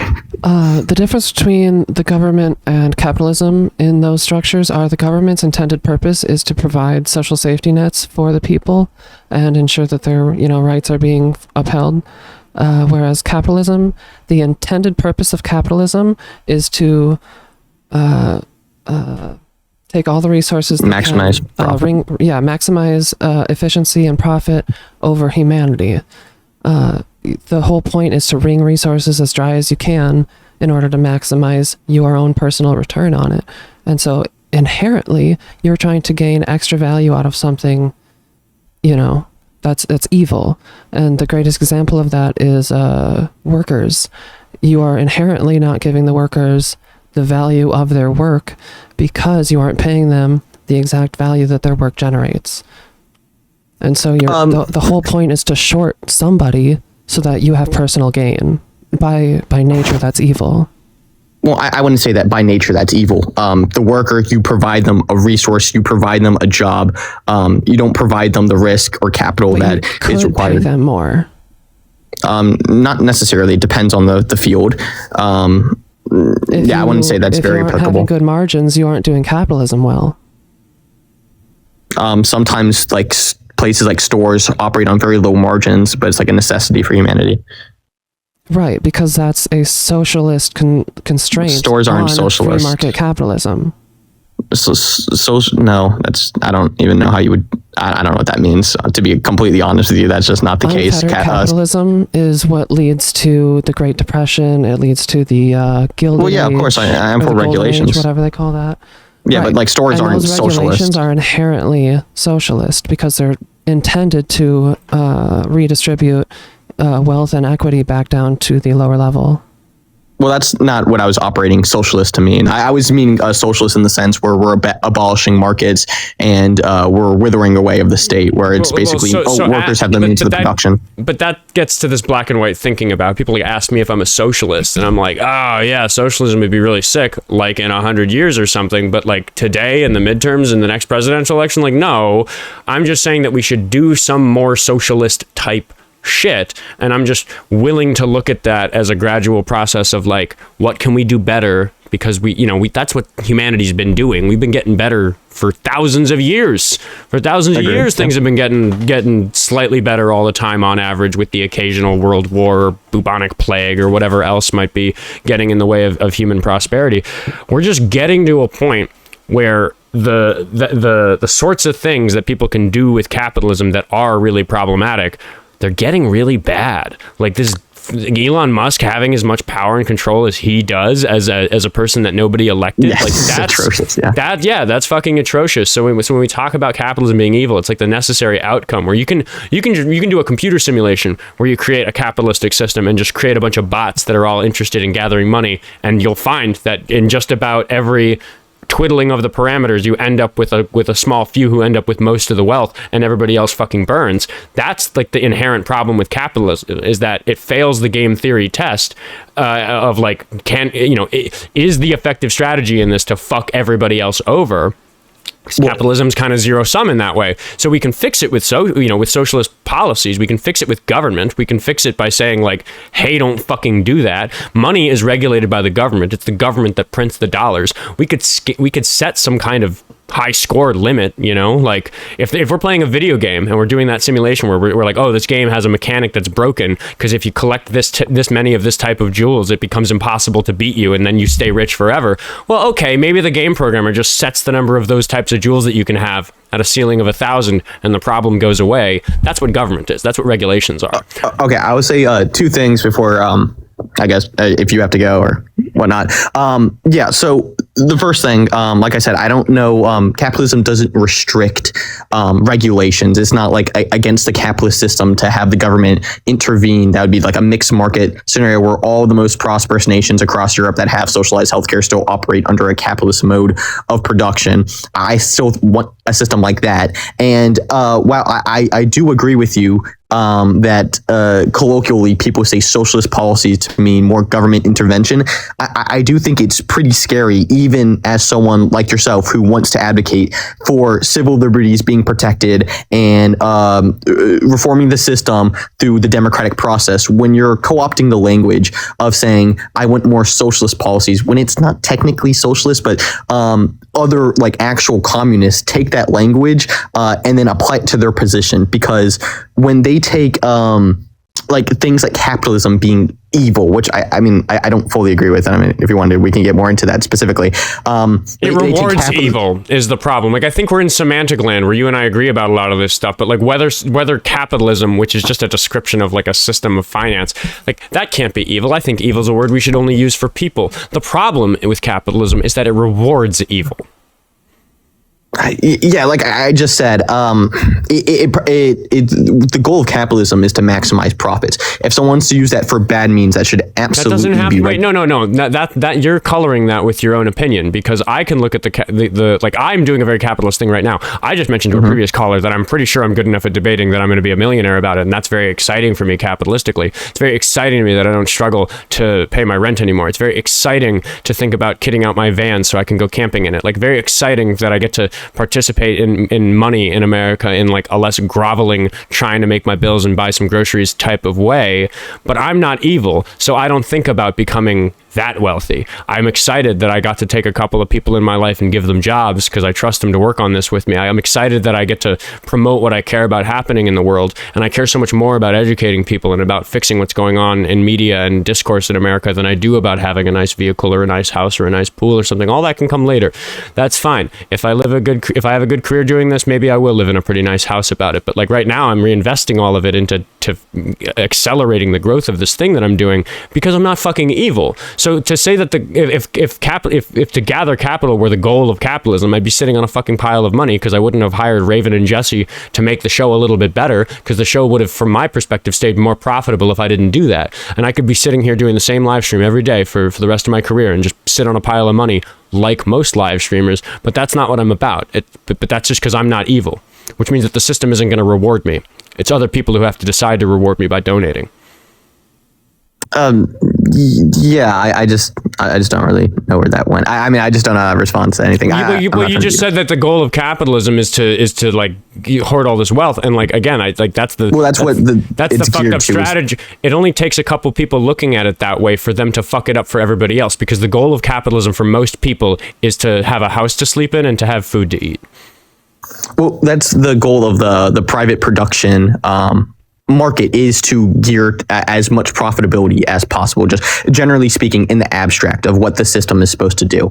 It's supposed to compensate for the shortfalls of government. It's supposed to protect this private property as a protection from government intervention. They believe markets can account for better needs better than government can at some point. That's just, I'm just talking generally in the abstract. Of course, in principle or in practice, people can deter from that and value like interpersonal relationships over profit. In some scenarios, I'm not. You're getting accused of being a Philbro in the chat, and I'm almost kind of agreeing with him, because I feel like you care more about the definitions of these words that you value instead of what's actually happening in the world. And I'm just pointing out that a lot of the people who participate in capitalism, almost everybody, is just somebody who has to do it because they want to eat and have a house. Whereas like plenty of people aren't that greedy. It's just that capitalism rewards greed.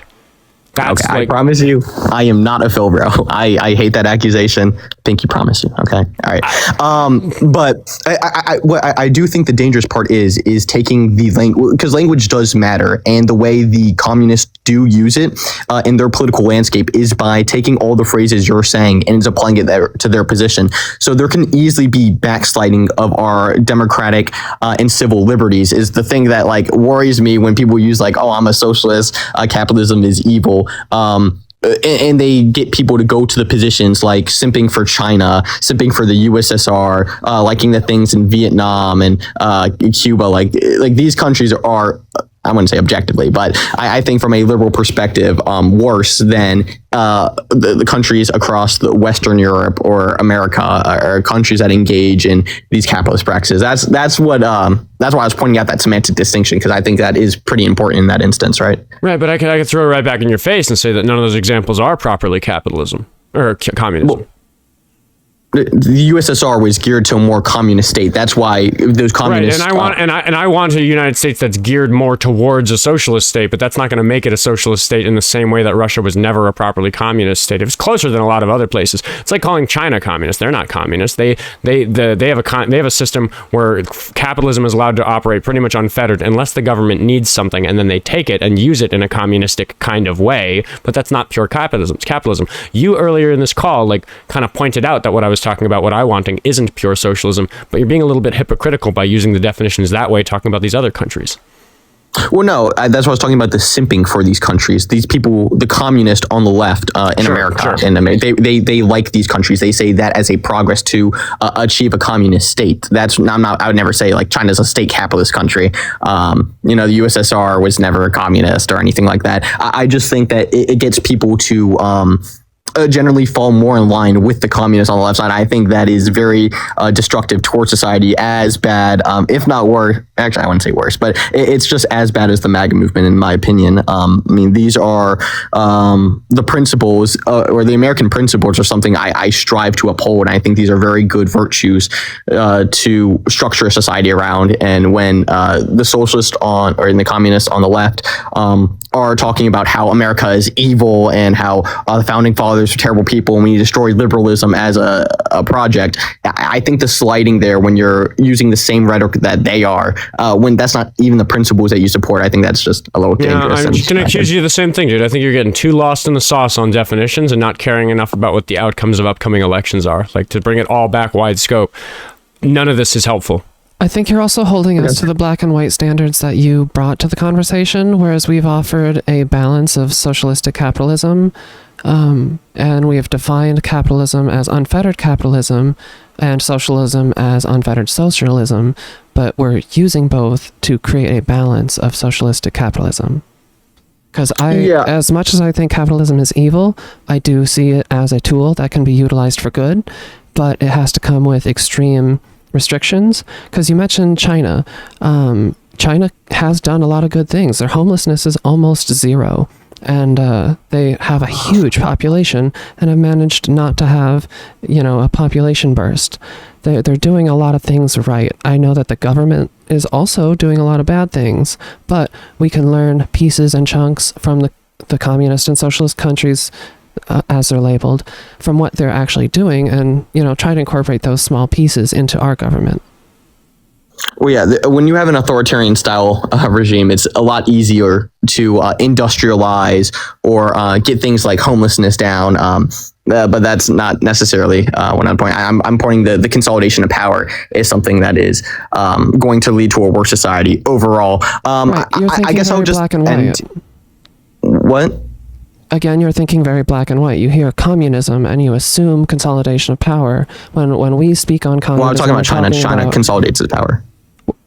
Right, but you're completely trying to kneecap the fact that they've almost eradicated homelessness.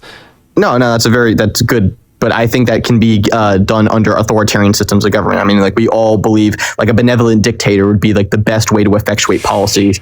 But the problem is there's not really benevolent dictators. That's why we need checks on power. Right. Yeah. I mean, again, I just feel like we get a little bit lost in the sauce when whatever system that we want is still one that has to be preceded by the system that we're in. And I think that is fundamentally what gets lost on the left, is that you can design the best system you want, but if there isn't scaffolding that gets us from the present to that future, it's just a fucking waste of time. We're sitting around sniffing farts about it.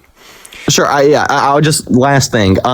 So one of the main reasons, the only example that's coming to me right now is in 2016 when the Groypers took over the OK symbol, or the Pepe the Frog meme, was in essence to co-opt a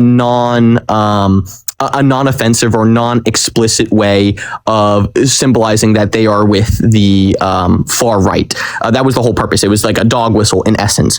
When we use language and when we reference specific terms that one side holds basically in their vernacular and the way they describe things, I think it's pretty easy to see how when you're using the same language, people could easily fall to that side, right? I mean, I imagine right. that, right. And that's why I don't actually focus on that language very much. Like, I'm talking to you, and you're kind of getting the Philbro accusation from the chat. I talk about these things with people all the time. I have decided that the best approach is to not use any of these terms and just actually talk about what I want in the world. It's a kind of a similar approach to when I talk to a Republican about what policies would be good, and then I finish the conversation by saying, okay, so you do agree with what are generally democratic policies on these social issues. You just didn't know it because you're so caught up in the terminology that you so care about. You're so caught up in what your definitions of these words are. If you think liberals are stupid, you're going to hear that a policy is liberal and think it's stupid before you hear what it is. If you hear a policy not knowing whether it's a liberal one or not, you got to use your noodle. So I think all of these terms are a fucking waste of time. Okay. Well, it was a good talk, Evan. Yeah, I appreciate you having me up. Thank you, man. Appreciate you, Greg. Oh, yeah, I forgot you were here. I think they've just been on mute so that people can follow. Oh yeah, I just sat on mute because you told me to. And oh, that's right. Yeah, follow Diava. But I didn't want to disconnect myself with the algorithm, so I'm just listening. It was no big deal. Yeah, no, I forgot why I had you up here. So I will put you back on mute so I can thank a couple of donors and wrap the show and say hi to Dean because he's here. Hello. Where were we on the YouTube super chats? Do you remember, Raven? Where were we? Somebody was asking to see me, so I wanted to pop in. Here, oh yeah, you mouse over the most recent super chat while I'll go over to Venmo and start on that. Yay, teamwork, having people work for me. David sent me $5 to say, if you're in Tennessee, vote Jerry Green to kick Marsha Blackburn out of politics. I'm not educated enough to know whether or not I co-sign that, but I do kind of trust David. And Joe sent me $3 to add. People forget in these discussions that with government, there are parameters in place for oversight currently not sufficient because of capitalists gutting those protections, like elections and laws against corruption or fraud, no oversight in private sector. Yeah. Do we have any more Buy Me a Coffees? I don't think so. And Cash App is the other one I'm supposed to check while I'm up here. Huh. Okay. Kronos' boss is coming back, so he had to stay at work. And then Lord Tomoyashi sent me $10 to say, everyone, when you're an adult, you can make your own family and not be around toxic ones who demean and dismiss your views. Be yourself and find people that align with your morals and principles. Not so much family, but with friends. That's something I wish I knew better in my 20s. It's really important to surround yourself with people who are aligned with you on some of that stuff, or else you'll be very miserable. So I recommend avoiding it. Gio sent me $2 on YouTube Super Chat to say support. Let me know if you ever need graphics and design. I do. Get in the Discord if you're not already. We need to have a graphic design competition so I can get a logo and get some t-shirts made. Because there's lots of Oscar quotes that people want on shirts, but we just got to figure out branding before we pull the trigger on that stuff. Jazz sent $5 to say there's a good reason the billionaires are building bunkers. Fucking over everyone only works for so long before the people revolt. Interesting observation. Kronos sent $2 to say, I want evil Oscar, please. Yeah, we'll see. I don't know.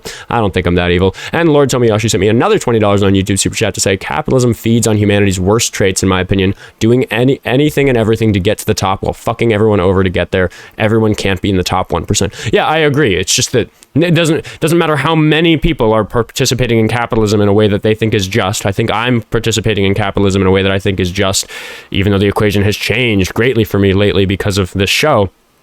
But it just takes a very, very small number of people operating, truly selfishly in that system for it to be completely fucking evil what they're doing. And it completely fucks the entire system up for everybody. And that's kind of the thing I just keep trying to convince the leftists to take seriously, is that we can, it's a small number of people we need to control to prevent a lot of that stuff from happening, but they're trying to abort the entire system and ignoring the possibility of if we do that, the now catastrophically different system that's being put in place suddenly instead of gradually. It's just historically when we do those sorts of upheavals, it's fucking survival of the fittest for a little while, and we don't like that as humans. We're moving away from that. Maybe don't have societal collapse so the rapists and the pillagers can take over, because that's fucking tends to be how that goes, and I'm not excited about it. Anyway, the combo man thinks I'm wrong about all this stuff, but I am gonna wrap the show, so maybe you can call in another day and we can talk about it. Anyway, is that it? Do we have any more housekeeping? Sunday evening show, 7 p.m. Central Time on YouTube only tomorrow, because I don't like censorship on my evening show where I talk to special guests. And then the members only stream. If you're a monthly member anywhere on any of the platforms, you have access to get to the members only stream, which is just a much more chill, hang out, ask me anything sort of thing. Anyway, you're saying I'm running on what? The show's just over. I got plans today, guys. It's Saturday. Got somewhere to be. You got anything, Raven? Just want to say bye. Hi. Hope you're all doing well. Love you all. W staff. I'll see you guys tomorrow. 10 o'clock Central Bye, Time. everybody. Bye, Diava. Everybody go follow Diava on the way out the door. Goodbye, TikTok. And goodbye, YouTube.